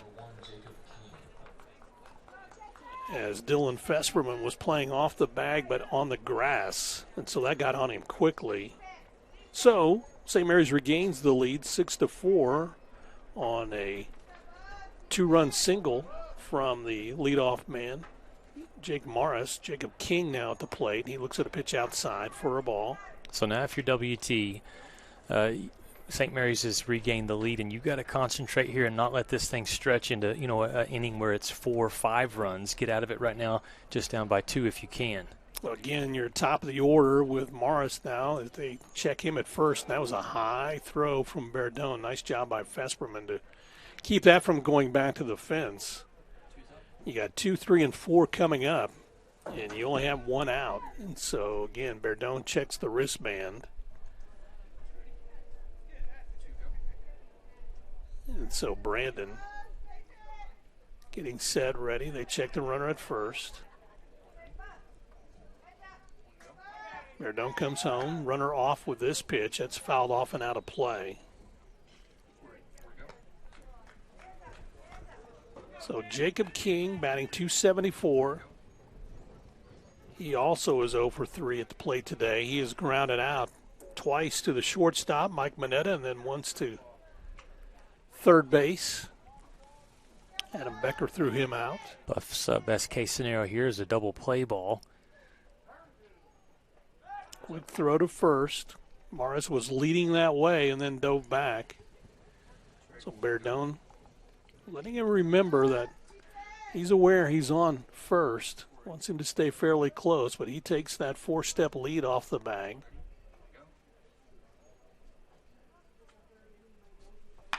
There's a shot to Moneta, who does backhand it, but this is going to be a long throw to first. Oh. And that gets away from Fesperman, so that allows the runner to go advance to third base. And so Dillon gets it and comes in. Covering home plate is Berdone. So back-to-back hits have runners at first and third. And Bryce, that was one where Fesperman, I mean, it was a tough throw, obviously, and the hop comes in, but he's checking the runner before he secures that ball over at first base, and it just scooted past him. You've got to grab it, and that is going to be it, I think. Corey Hall wanted to see what Brandon could do, and Brandon's given up back-to-back hits. We'll see if they're going to make a pitching change. They go to the bullpen or whatever. Berdone, who's just struggled trying to find a groove this year. And so, they're going to make a pitching change. So with a pitching change, we'll take a timeout. We'll do so and come back after this on the Lone Star Conference Digital Network. Jenkins Doors and Windows began serving the Texas Panhandle in 1927, and we take pride in being a part of your neighborhood. We don't use false promises or gimmicks. We simply offer quality doors and windows at a fair price, and we stand behind every sale. Jenkins is family owned and operated, and proudly continues the traditions of quality and excellence that started over 80 years ago. Call us at 372-4336 or stop by our showroom at 820 West 6th and let our knowledgeable staff help you pick out the perfect doors and windows for your home. Went for a onside kick. Landed on my knee pretty hard and ended up fracturing my femur. I ended up having to go back and have surgery. Even the day after I had surgery, I was back in the clinic here. It's nice to have people help me rehab at a caliber of what I'm used to feeling like I can do. One thing that I really liked was having access to the turf, because that's what I'm used to playing on. Now, I mean, it feels like nothing had ever happened. You have a choice of where you can go. This is one of the best places in Amarillo.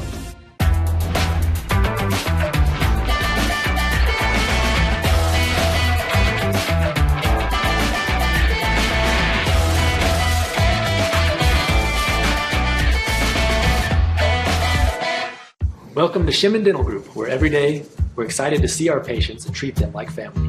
We are dedicated to providing you with the highest quality care in a friendly and comfortable environment. Shimon Dental Group's patient-focused philosophy puts your needs front and center.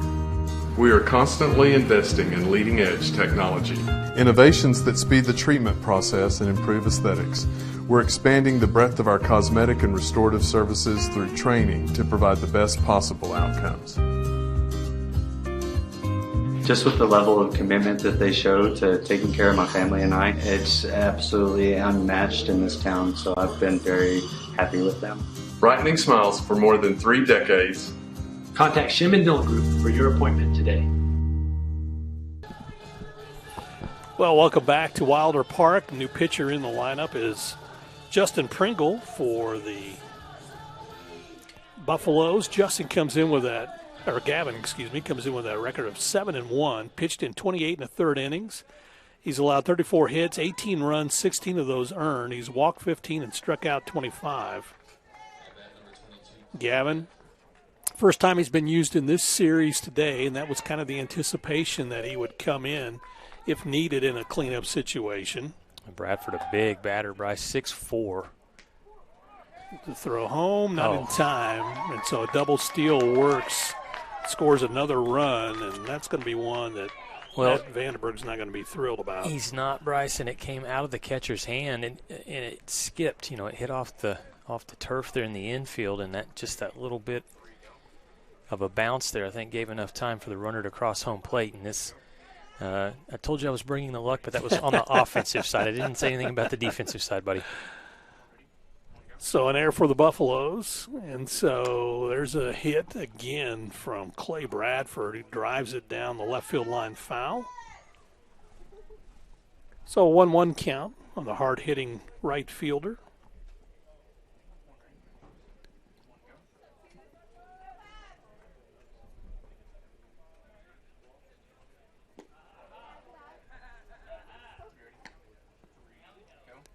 And so Bradford settles in, looks at ball 2. So a 2-1 count. Runner at second base is Jacob King.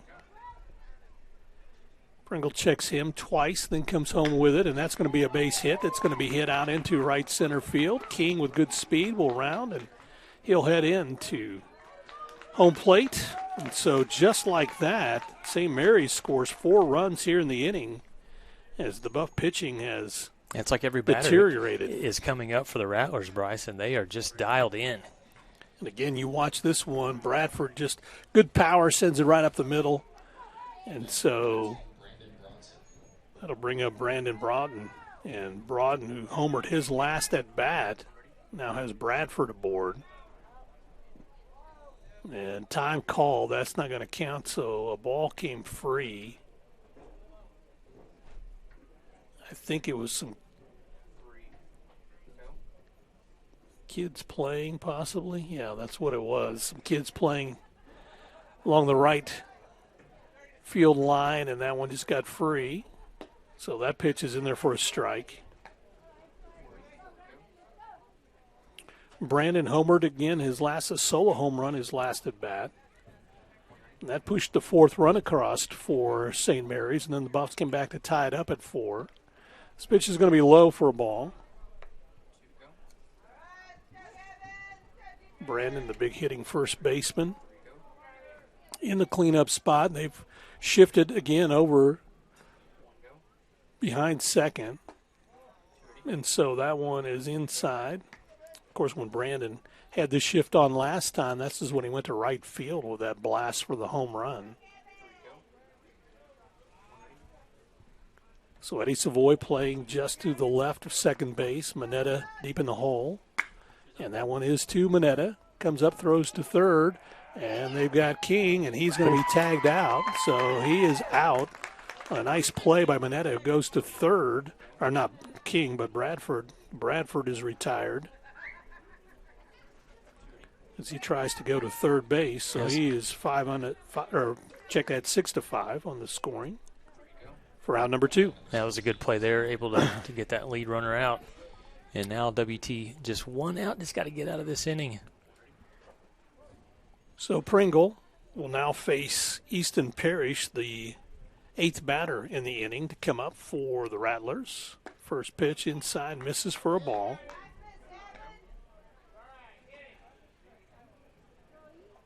Easton, who has been on base 3 times, twice by the walk, and once he was hit by a pitch and scored back in the 2nd inning. Quick throw to first. Diving back is Broughton.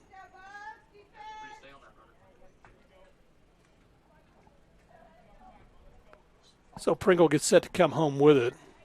1-0 pitch on Parrish. You were talking about San Antonio, obviously where the Rattlers are from, and they brought a decent crowd all the way to Canyon, Bryce. One of the things that helps, though, when you have Brett Atkinson, who is from Canyon, Texas, on their squad, that brings a few folks here from the local area, too. That's fouled off at the plate, but you're right.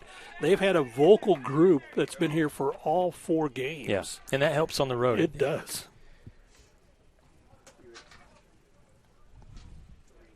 And so we haven't got a chance to see Brett Atkinson play in this one as of yet, the redshirt freshman. There's a strike. So 1 ball, 2 strikes for Easton. Rudy Solis in the on-deck circle. Should Easton get aboard? 8-4. St. Mary's has exploded for 4 runs here in the 6th. There's a base hit. Wow. Out to left field, and so Easton Parrish is aboard. So runners at first and second.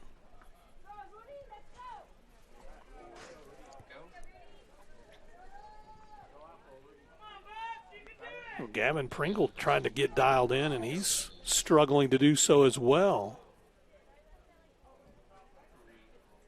Matt Vandenberg talked about the fact that they didn't really have to use the bullpen yesterday, so he was hoping everybody would be well rested and ready to go. Pitch is going to be outside for a ball to the 9th batter in the inning, Rudy Solis.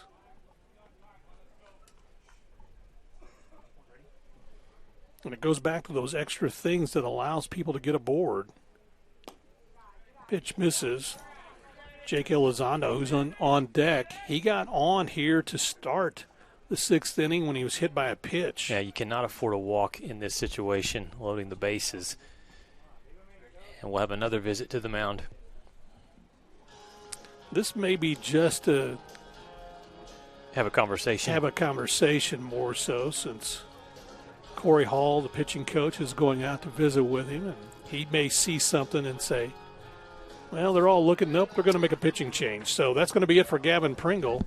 We'll take a timeout and be back after this on the Lone Star Conference Digital Network. In life, things aren't scripted.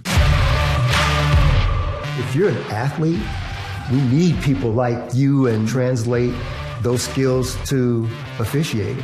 You can get a lot out of it. It happens in every town, in every game. We never have a perfect game, but the rewards always outweigh the negativities.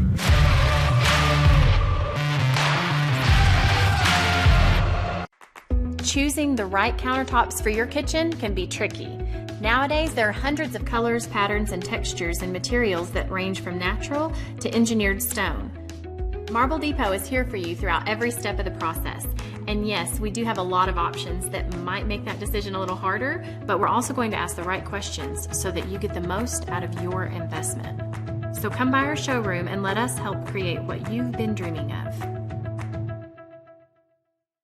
We live where wide open roads lead to wide open spaces, where life is lived a different kind of way. We believe that generosity should always be given, but loyalty can only be earned. Community is sacred. Integrity is learned. We believe in going the extra mile, whether it's time to work or it's time to play. But most important, we believe in doing the right thing, always. WT student athletes drink low-fat chocolate milk post-workout because it helps replenish and restore muscles quickly to their peak potential. Scientific studies suggest that the immediate benefits of low-fat chocolate milk include boosted performance, improved training, and higher recovery rates in athletes. Add low-fat chocolate milk to your post-workout routine.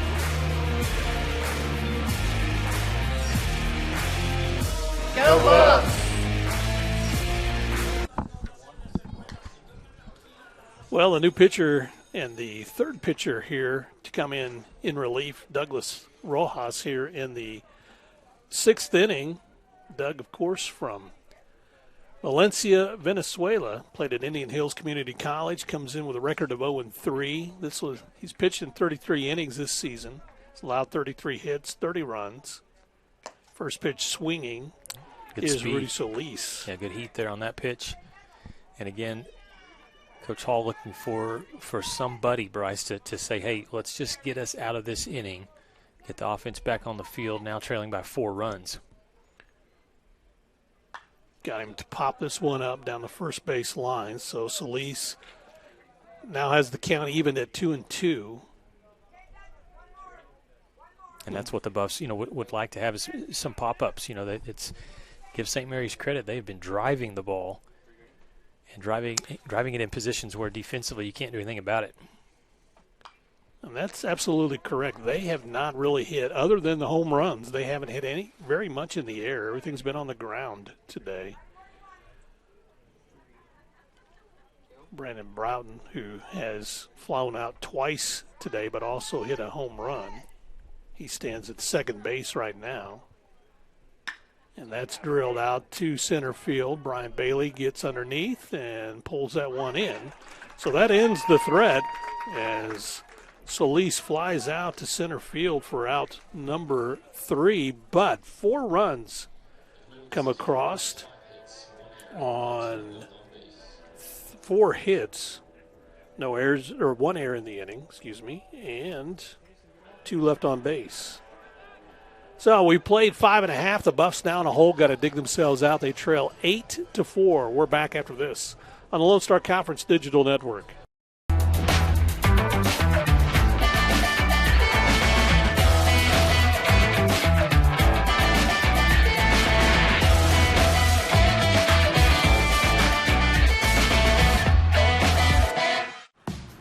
This isn't just any burger run. This is a burger run for Whataburger Sweet and Spicy Bacon Burger. 2 fresh all-beef patties with melty cheese, grilled onions, crispy bacon, and sweet and spicy pepper sauce. 1 for you, 1 for him, and 1 for your unofficial roommate, Brad. Always order an extra. You know, for Brad. The all-time favorite sweet and spicy bacon burger from Whataburger. Just like you like it.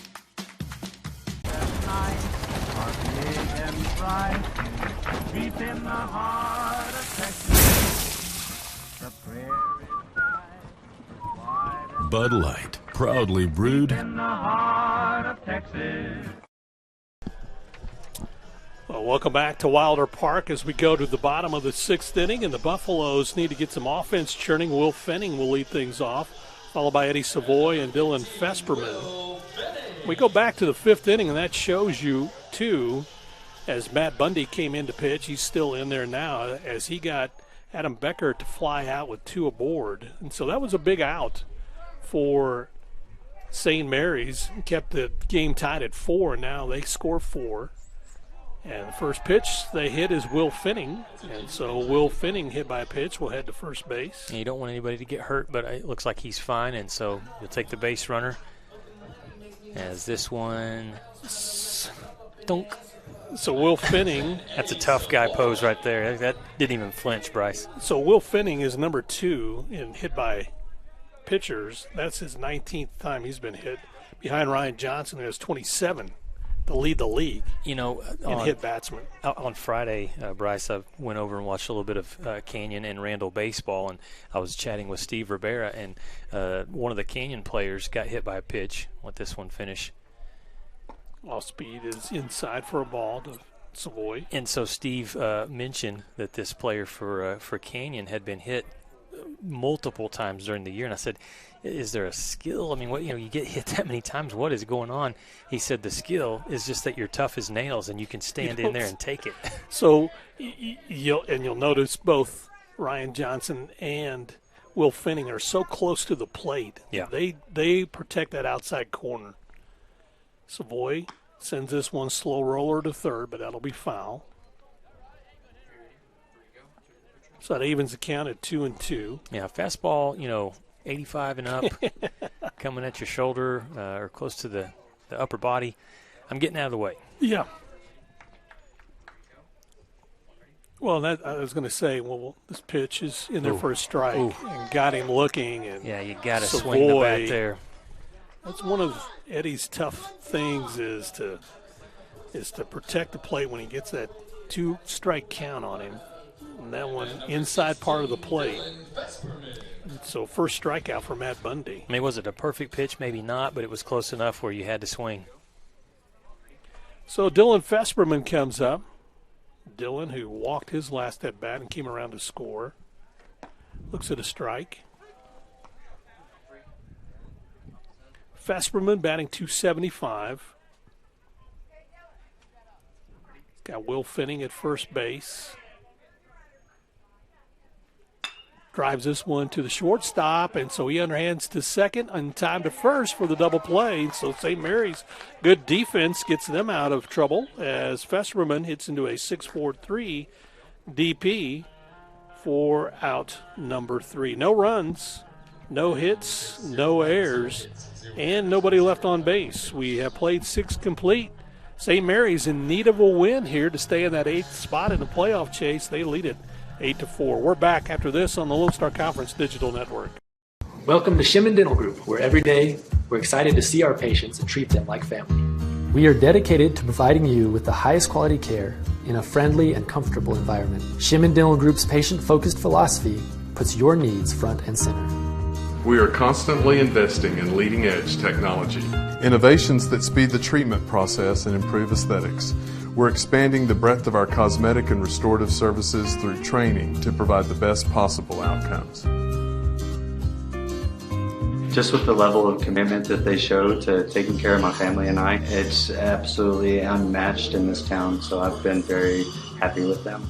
Brightening smiles for more than 3 decades. Contact Shimon Dental Group for your appointment today.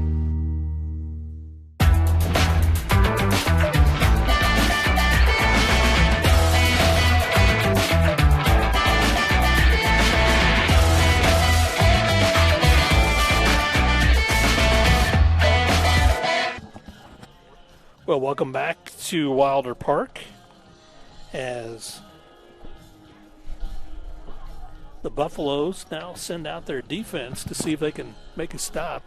Doug Rojas gets to head back out to the hill to see if he can hold the offense in check for St. Mary's, and he'll face 7, 8, and 9, Jake Elizondo, Ryan Romine, and Ryan McGowan.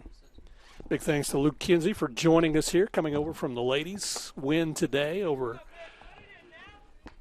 University of Texas A&M International. So Doug Rojas facing Jake Elizondo, who got hit by a pitch his last time he was up. Sends this one skyward, and that'll be fouled and out of play. So that evens the count at 1-1. As Luke mentioned, again, wrapping up this game, but both the Lady Buffs and the Buffs down in Lubbock, if you get a chance to head down I-27 next weekend for the Friday-Saturday series for the Lady Buffs. They play 2 on Friday, 1 on Saturday. The guys will play 1 on Friday, 2 on Saturday, and then 1 on Sunday. So 2 balls and a strike for Jake Elizondo, the junior second baseman. Sends this one skyward out into left center field, and Brian Bailey will slide over and pull that one in for the out. That's out number 1. So Ryan Romine comes up. Romine, who singled. He's 2 for 2 at the plate today. Romine batting now .429. That average has just climbed throughout the weekend. I think he's started the weekend at 125. This is his 15th plate appearance. And he looks to strike 1 from Doug Rojas. Douglas, who of late's been coming out of the bullpen, but gives you that crafty left-hander. Good fastball in there for a strike. So ahead in the count, 0-2. Romine settles back in, batting from the right side.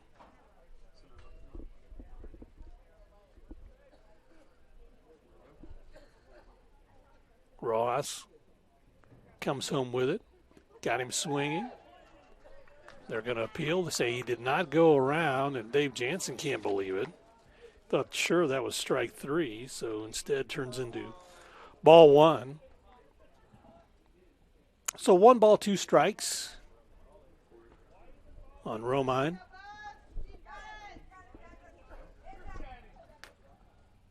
And there's strike 3. Got him swinging on that off-speed pitch.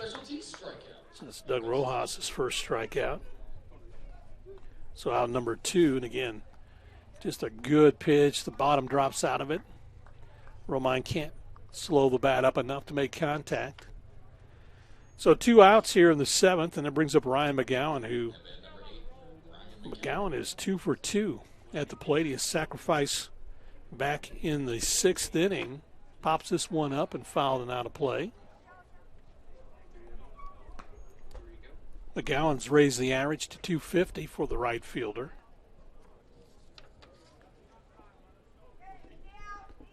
McGowan next to Eastern. It looks at a strike. Let's say next to Easton Parrish and next to Jake Morris has the most at-bats for the Rattlers. His 125th plate appearance right now. Down in the count, 0-2. Got him swinging for strike 3. Oh, and they're going to say he's faced. Dave Jensen took too long to come out of that one. And so they're going to appeal. I'm going to see if this is Jensen came out. I don't know if they're going to say runner interference because he did run on the – no, he ran down the line. And the first base umpire called him safe.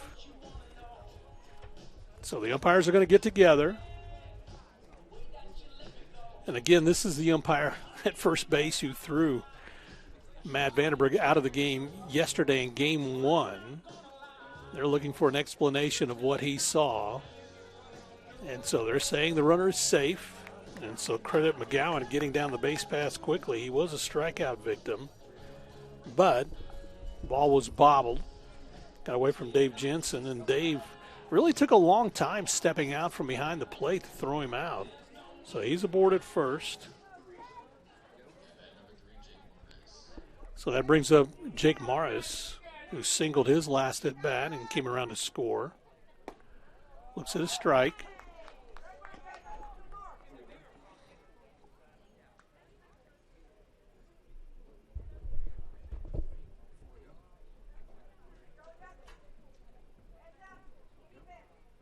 Shows bunt. Pulls it back just in time for ball one. So 1-1 count on the shortstop for St. Mary's. Again, the Rattlers lead at 8-4 here in the top of the seventh.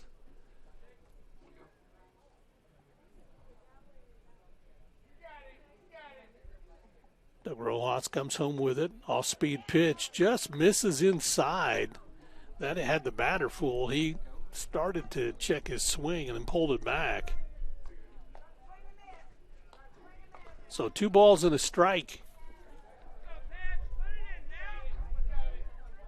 on the senior, batting from the left side. Quick throw to first. And the runner is out, sliding into second base. As nice play by Doug Rojas through to first, and he throws over. Vesperman throws to second base as they tag out the runner, which is Ryan McGowan, who's out.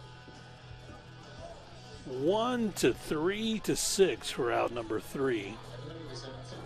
And so no runs on no hits, no errors, and nobody left on base. We have played 6.5. And St. Mary's leads this one 8-4. We're back after this on the Lone Star Conference Digital Network. In life, things aren't scripted. If you're an athlete, we need people like you and translate those skills to officiating. You can get a lot out of it. It happens in every town, in every game. We never have a perfect game, but the rewards always outweigh the negativities.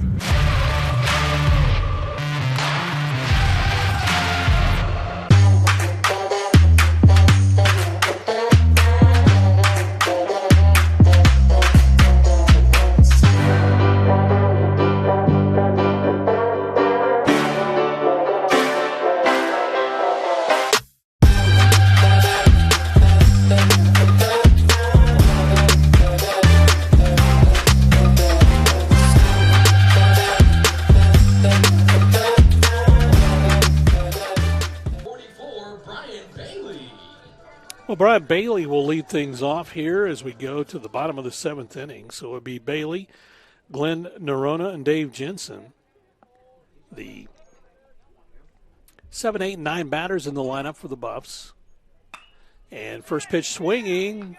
That's sent out into right field for a base hit. And Bailey will take a big turn and then come back to first base.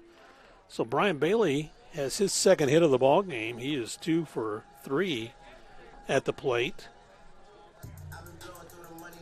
Number 0, Glenn Nerona. That'll bring up Glenn Nerona facing Matt Bundy. First hit given up by Bundy. There is action in the St. Mary's bullpen area.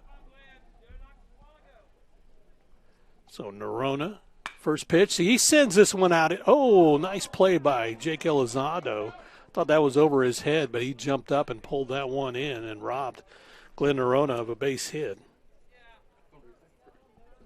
Again, this one looked, when it left the bat, I thought it was over the second baseman's head, but Jake Elizondo was playing deep enough to pull that one in for out number 1. Hitting number 20, Evan Leibel. So that'll bring up Evan Leibel, the Buffs catcher, who will bat for Dave Jensen. He'll pitch hit and then play defensively behind the plate for Dave Jensen. And Leibel settles in, ready to go, batting from the left side. Evan looks at strike 1. Leibel batting .276, his 88th plate appearance. He has 24 hits this season. He's driven in 26 runs.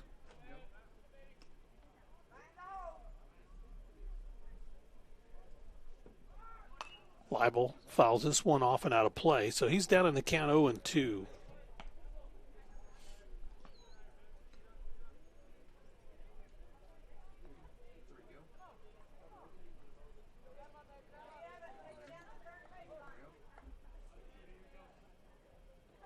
So Leibel, open stance. The junior sees ball one from Matt Bundy.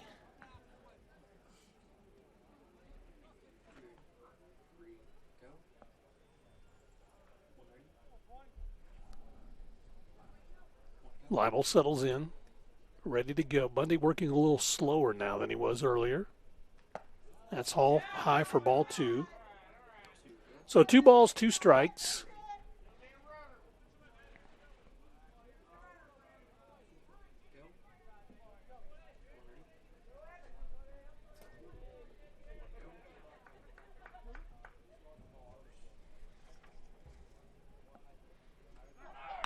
Two-two pitch is skied high out into center field.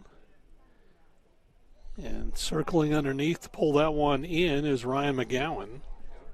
So Evan Leibel flies out for out number 2. At bat number 21, Mike Mineta. So that brings up Mike Mineta. 2 outs. Mineta, who is 1 for 3 at the plate today. First pitch swinging right to the first baseman, who gloves it, steps on the bag, and Mineta is retired. 3 unassisted for out number 3. So nothing going for the Buffs. No runs on 1 hit. No errors, 1 left on base. We have played 7. Buffs are down to their final 6 outs. We'll take a timeout and be back after this on the Lone Star Conference Digital Network.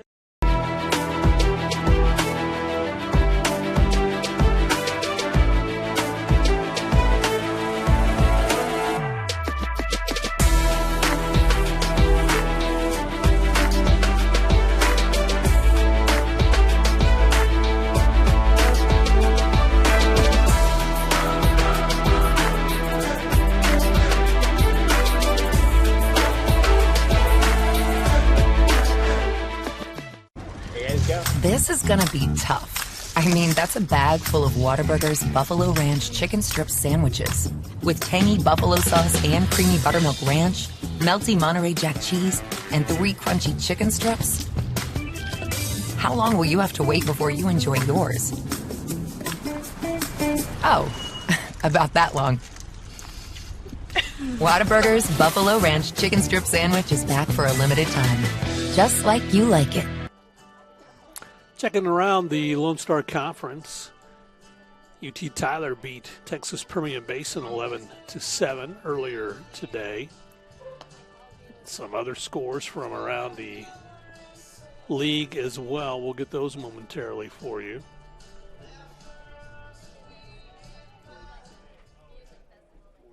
Tell you that Angelo was leading 2-0.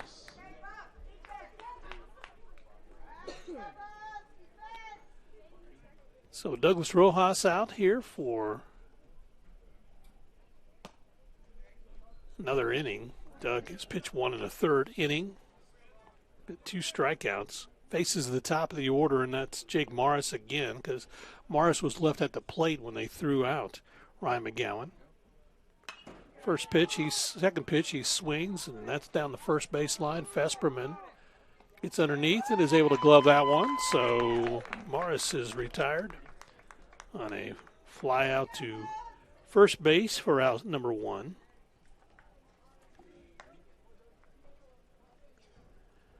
So those other games around the league, Angelo, we said, was leading Kingsville 2-0. That's in the middle of the 3rd. Eastern over Oklahoma Christian 4-2. That's at the bottom of the 3rd. Off-speed pitch as Jacob King swinging for strike 1.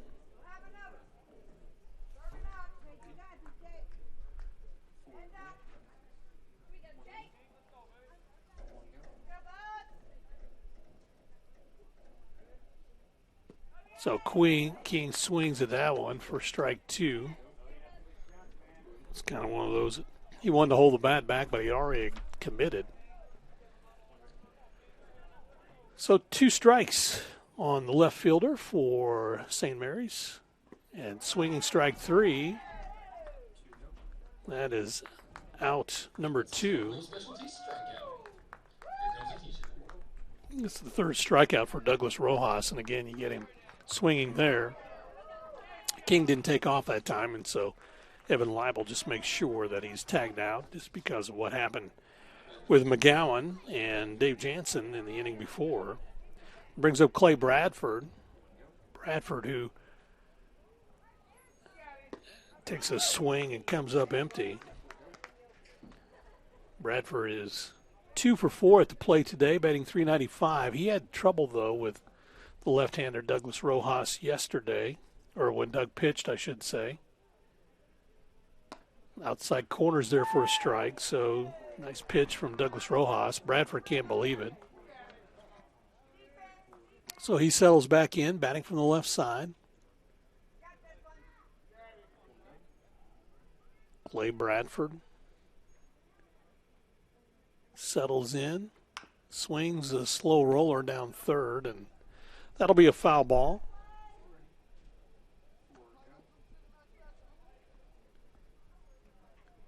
So Douglas Rojas gets the baseball, walks around the hill, now steps on the pitching rubber. Gets ready for the 0-2 delivery. And that one, everybody was breaking toward the dugout. They thought that was strike 3. Doug can't believe it either. Everybody was coming in for the Buffaloes. So ball 1. 1 ball, 2 strikes. That one's fouled off at the plate.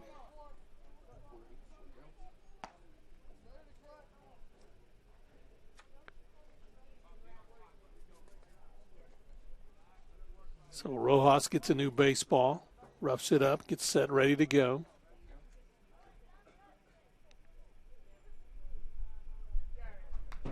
Another foul ball. Bradford stays alive.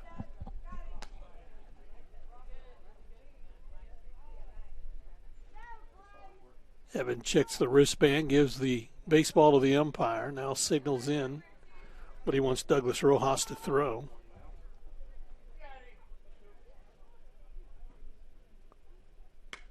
Reaches for that one and fouls it off, out of play. So again, Clay Bradford just protecting home plate. He doubled his last at bat. Flew out to center field before that. Get a home run back in the 3rd. That pitch is low for a ball, so it evens the count at 2-2.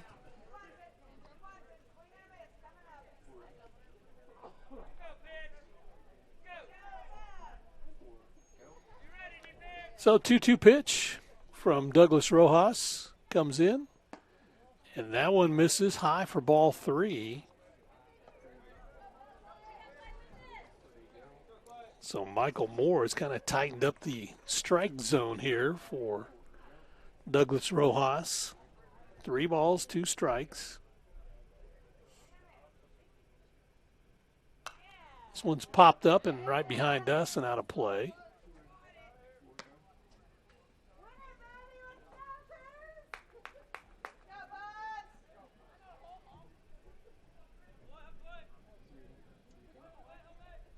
So Rojas gets a new baseball. That one's fouled off and out of play.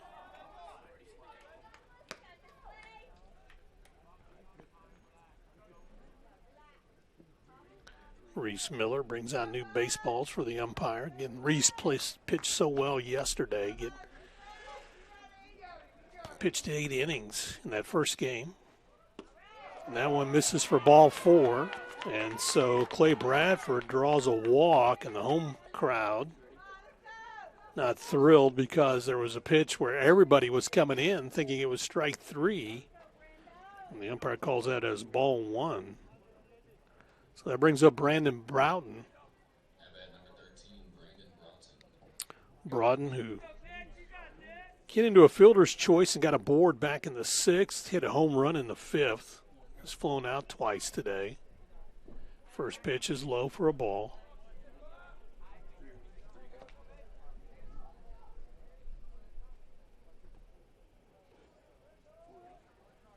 Broughton from Corpus Christi, Texas, played at Wharton Community College. Set a pitch low for ball 2. That's where these extra pitches come into play. Doug Rojas thought he had a strikeout on Clay Bradford, and that would have been out number 3. Instead, he's now pitching to the cleanup batter. Quick throw to first. Bradford is back. Clay Bradford has 7 stolen bases on 11 attempts, so they know that he's not afraid to run. Off-speed pitch. Had Broughton swinging. So Brandon has a 2-ball, 1-strike count.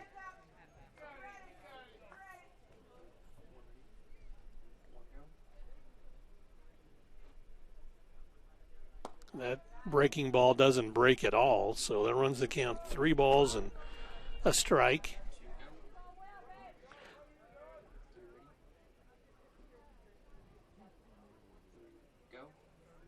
So Doug Rojas steps back on the pitching rubber, checks the runner at first, comes home with it. That's going to be lifted out into center field. Ryan Bailey gives chase. And that one's off the wall, so another run will come home for... And they're going to hold Broughton up at third base with a triple. So Brandon comes through with a triple. And Clay Bradford comes home to push across the 9th run. And again, just lifted that one high in the air and then off the wall. And, of course, Brian Bailey was back at the wall trying to see if he could pull that one in. It bounced off and got away from him, so that allowed Brown to get down to third base. And for Clay Bradford to come home, makes it 9-4. So Easton Parrish takes a swing. That's strike 1. Easton with an opportunity for an RBI with a guy at third base. 2 outs, though, here. So the first 2 go out. The walk to Bradford, which some question about a couple of those pitches. And then he's rewarded for his patience at the plate as Brandon Broughton hits the triple and brings home another run. Swinging on a curveball. So no 2 count on Parrish.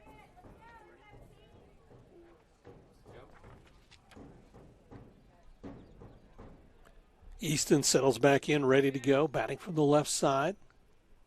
And that's should be strike 3. I could hear the fans couldn't believe it, but that's ball 1. So 1 ball, 2 strikes.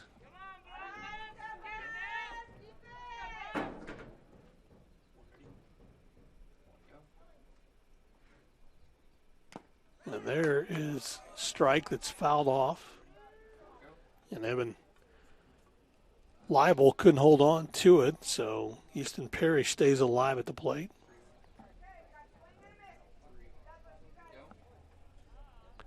They got him as a 2-2 count. There's strike 3 regardless, and so he strikes out on a fastball for round number 3, but 1 run on 1 hit. No errors in the inning and 1 left on base. We go to the bottom of the 8th as we watch this strikeout right here from Douglas Rojas. Got Parrish swinging. And so we go to the bottom of the 8th. The Buffs got to get some magic going. They trail 9-4. We're back after this on the Lone Star Conference Digital Network.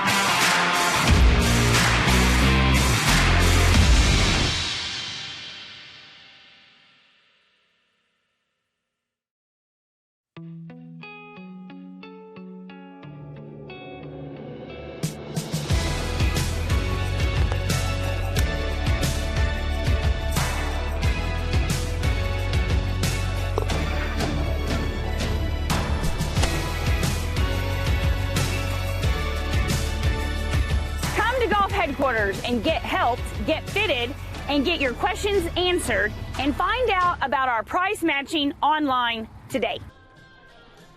Well, the Buffaloes go to the bottom of the 8th. They trail 9-4.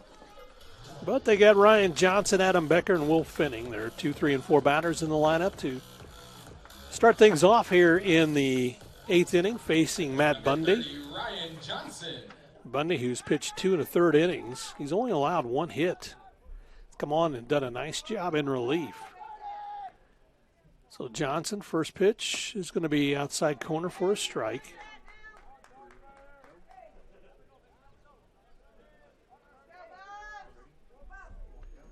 Johnson.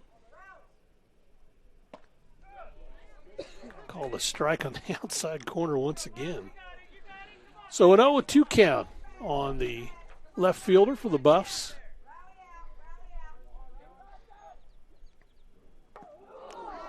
And that one hits him and the catcher both. So Ryan's going to head down to first base as he was hit by a pitch. Easton Parrish may have got the worst of that. So he slowly gets up, gets the mask put on. And we watch as this one comes in. Looks like it's off the helmet of Ryan Johnson and ricochets down and hits the catcher. And then number 22, Adam Becker. So that brings up Adam Becker to the plate with 1 aboard. Becker is 0 for 3 today. Has driven in a run. Set a pitch outside for a ball.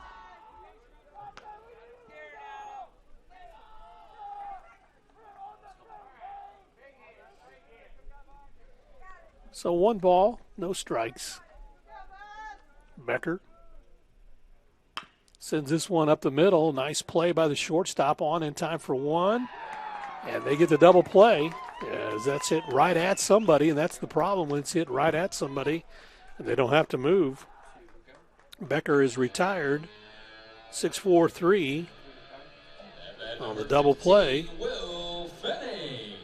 So that brings up Will Finning.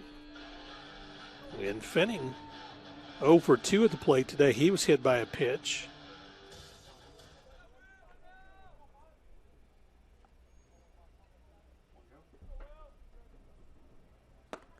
Looks at a pitch outside for a ball.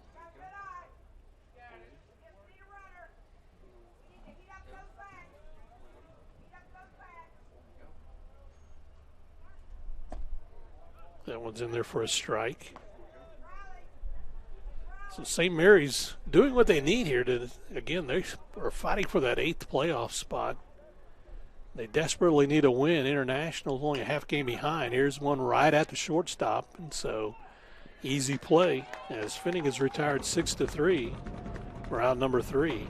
No runs, no hits, no errors, nobody on base. We've played 8 complete, and it's 9-4 in favor of St. Mary's. We'll take a timeout, be back after this on the Lone Star Conference Digital Network.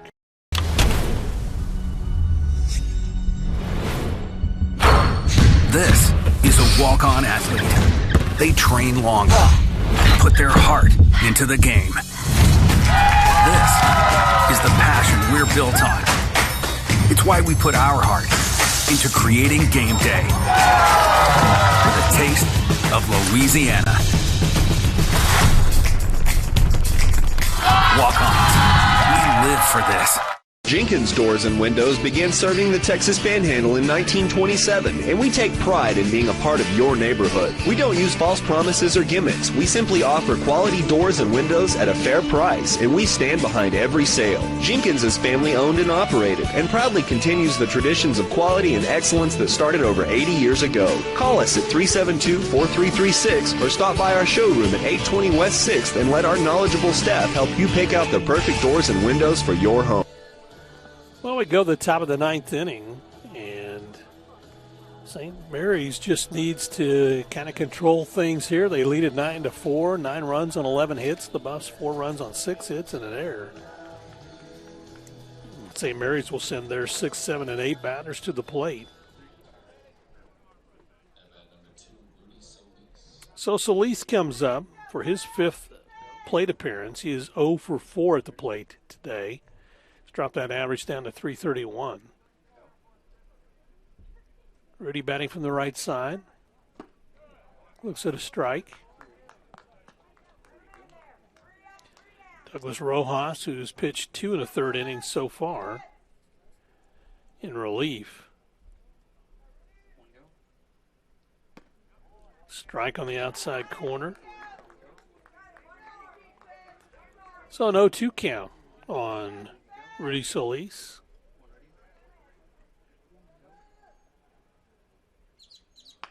Slow roller hit back to Mike Manetta.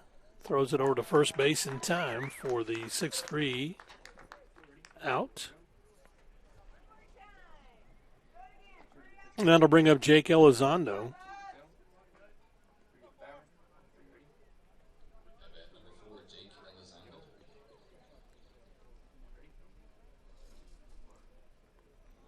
Elizondo batting from the right side. He is 1 for 3 at the plate today. Pops this one up and out of play. Rojas, who has done a nice job coming on in relief. He's only allowed 1 hit. He has allowed 1 run.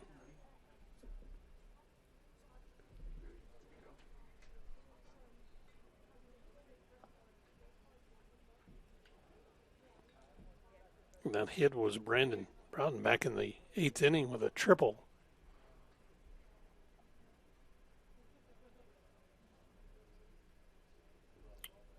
Umpire getting his play card in order, I guess.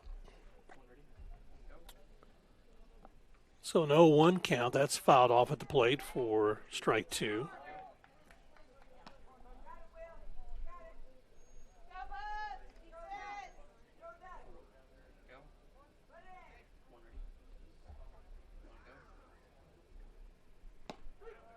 There's strike 3 as Jake Elizondo is out on strikes. And again, it looks similar to St. Mary's just trying to get out of the inning and go play defense and go home with a win.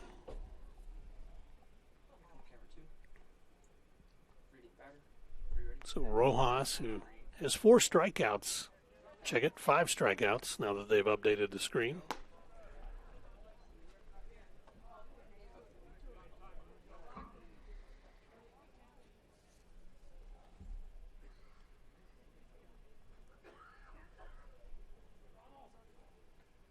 Way outside to Ryan Romine. So 2-0 the count on the DH for St. Mary's.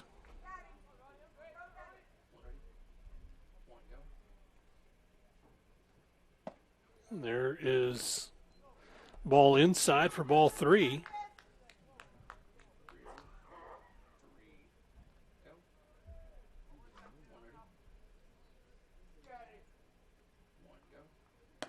There's a strike on the outside corner. So 3 balls and a strike for the designated hitter for St. Mary's, the Rattlers freshman Ryan Romine.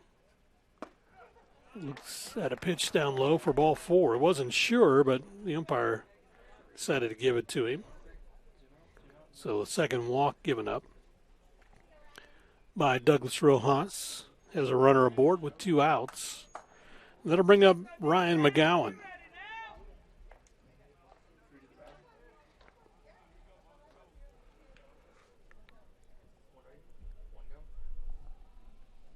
McGowan batting from the right side, and that one gets inside for a ball. San Antonio senior, actually a graduate student. They list him as a senior, but he's a 5th-year senior. Looks at strike 1.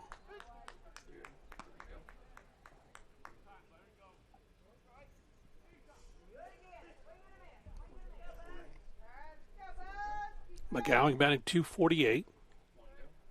2 for 3 at the plate. Looks at a pitch outside.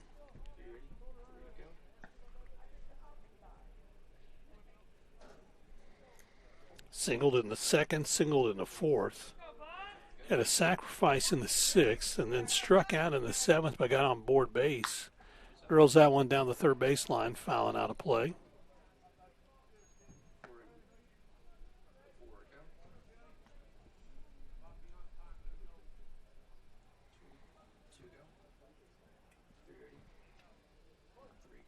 So 2 balls and 2 strikes for McGowan. Quick throw to first base, and Romine is back.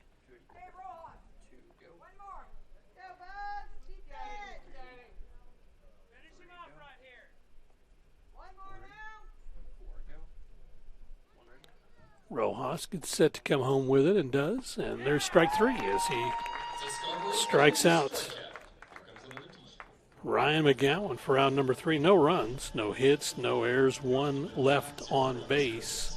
Douglas Rojas, who's come on in relief and has struck out 6 batters, heads back to the dugout as we get set for the bottom of the 9th. We'll do so and come back after this on the Lone Star Conference Digital Network. Energy is a glowing sphere of hot gas. It's an ocean of air. And at Excel Energy, we make it safe. It's why we train first responders. Help you identify where utility lines are buried. Sir, do not dig there. And it's why we study the flight paths of majestic golden eagles before we build a wind farm. Safer energy, people. It's all part of a carbon-free 2050. You, us, together.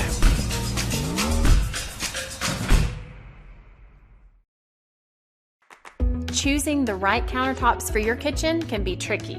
Nowadays, there are hundreds of colors, patterns, and textures and materials that range from natural to engineered stone. Marble Depot is here for you throughout every step of the process.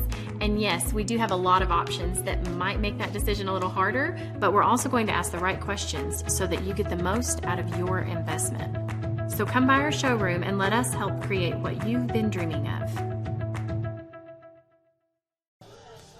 Well, the Buffaloes down to their final 3 outs here in the 9th inning as they'll bring Eddie Savoy, Dylan Fesperman, and Brian Bailey. Those are the scheduled hitters to come to the plate. At bat number 10, Eddie Savoy. Savoy looking for his first hit. He struck out his last at bat. Facing Matt Bundy, he was gone 3 1/3. Pitches in the outside corner for a strike. Matt Bundy, who has only given up 1 hit in relief for Caleb Gano. That one misses. In fact, Matt Bundy is, I believe, in line for the win.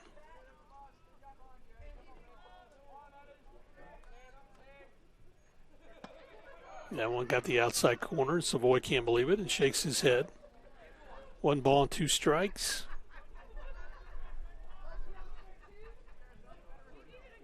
Bundy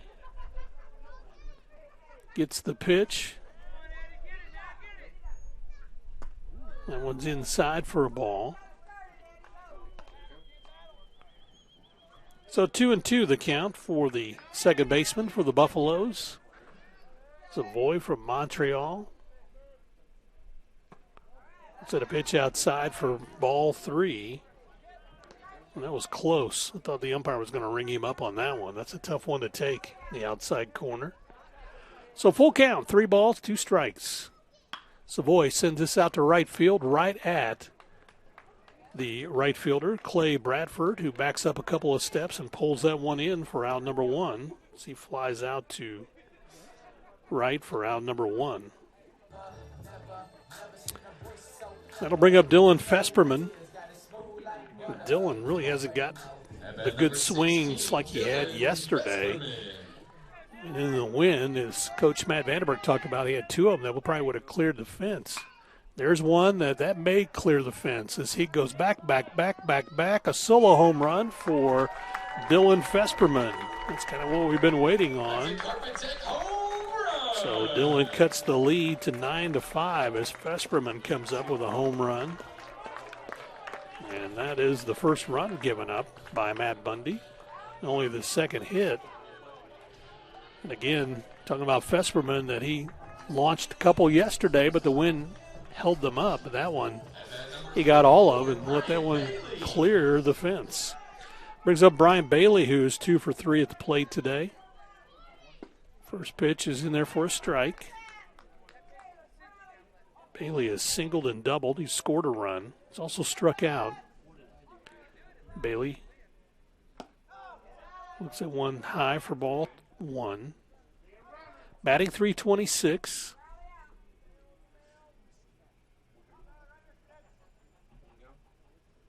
Sends this one up the middle, and that will fall in. No, falls right into Ryan McGowan's glove. I thought it was going to drop for a base hit, but instead it's a fly out to center field for out number 2. So the Buffs are down to their final out. And Glenn Nerona will come up. And number 0, Glenn Nerona. Nerona looking for his second hit of the ball game. He is 1 for 3. Had a double back in the 5th inning. Came around to score. There's ball 1 for Nerona, the DH in today's game.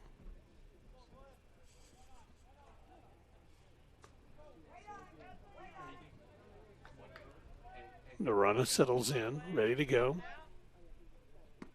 Set a pitch inside for ball 2. Evan Leibel in the on-deck circle. Should Nerona get aboard? 9-5 our score. There's a strike. So 2 balls and a strike on the sophomore from Calgary. There's strike 2.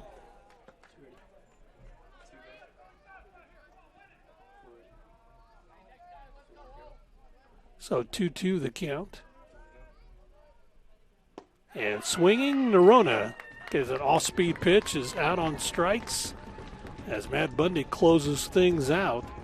And that is out number 3. The Buffs do get 1 run on 1 hit. No errors and nobody left on base. And St. Mary's does what they need to do. They win this one by a final of 9-5 as they will improve to 19-23 on the season, but more importantly, 19-23 in LSC play. And so that'll wrap this one up. 9-5, the final of this one. We'll take a timeout and be back and wrap things up here from the booth on the Lone Star Conference Digital Network.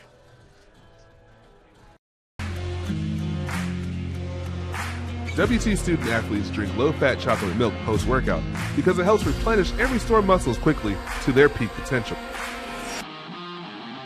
Scientific studies suggest that the immediate benefits of low-fat chocolate milk include boosted performance, improved training, and higher recovery rates in athletes. Add low-fat chocolate milk to your post-workout routine.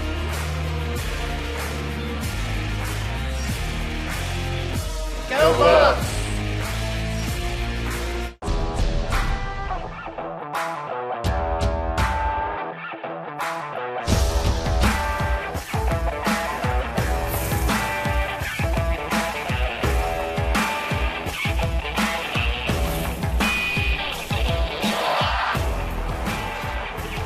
The best tailgates start with the best beef, and the best beef starts with Market Street. Market Street, where we do beef the best. Well, welcome back to Wilder Park as the Buffaloes fall in the 4th game of this series, 9-5, as St. Mary's has 9 runs on 12 hits. They left 9 on base today, too. They had the base runners on. The Buffaloes, 5 runs on 6 hits. 1 error. They left 3 on base today. And the winner for this one will go to Matt Bundy. He'll pick up the win. Come on, and nice job of relief after the game was tied up at 4-4. And so, again, for St. Mary's, they improve to 19-23, 17-23 in the LSC. And again, they were a half game ahead of International for that 8th playoff spot, so a win was important for them today. Buffaloes fall to 28-14, 26-14 in LSC play. Still stay in the 4th playoff spot right now. And again, both the Lady Buffs, when Luke Kinsey was here, you heard him say, and of course The Buffs will be next week heading down to Lubbock for a 4-game set. Lubbock is right behind West Texas in that 5th spot in the playoff chase, so that's an important series for both teams, and so we'll see how that plays out till then. Big thanks to our Thunder Vision crew for bringing the pictures for this series and this game. Case, appreciate the directing he's done in this one today as well. And that'll wrap things up from Wilder Park. I'm Bryce Sheets. Until the next time, right here on the Lone Star Conference Digital Network, our final once again, 9-5 in favor of St. Mary's. Have a great afternoon next time on the Lone Star Conference Digital Network.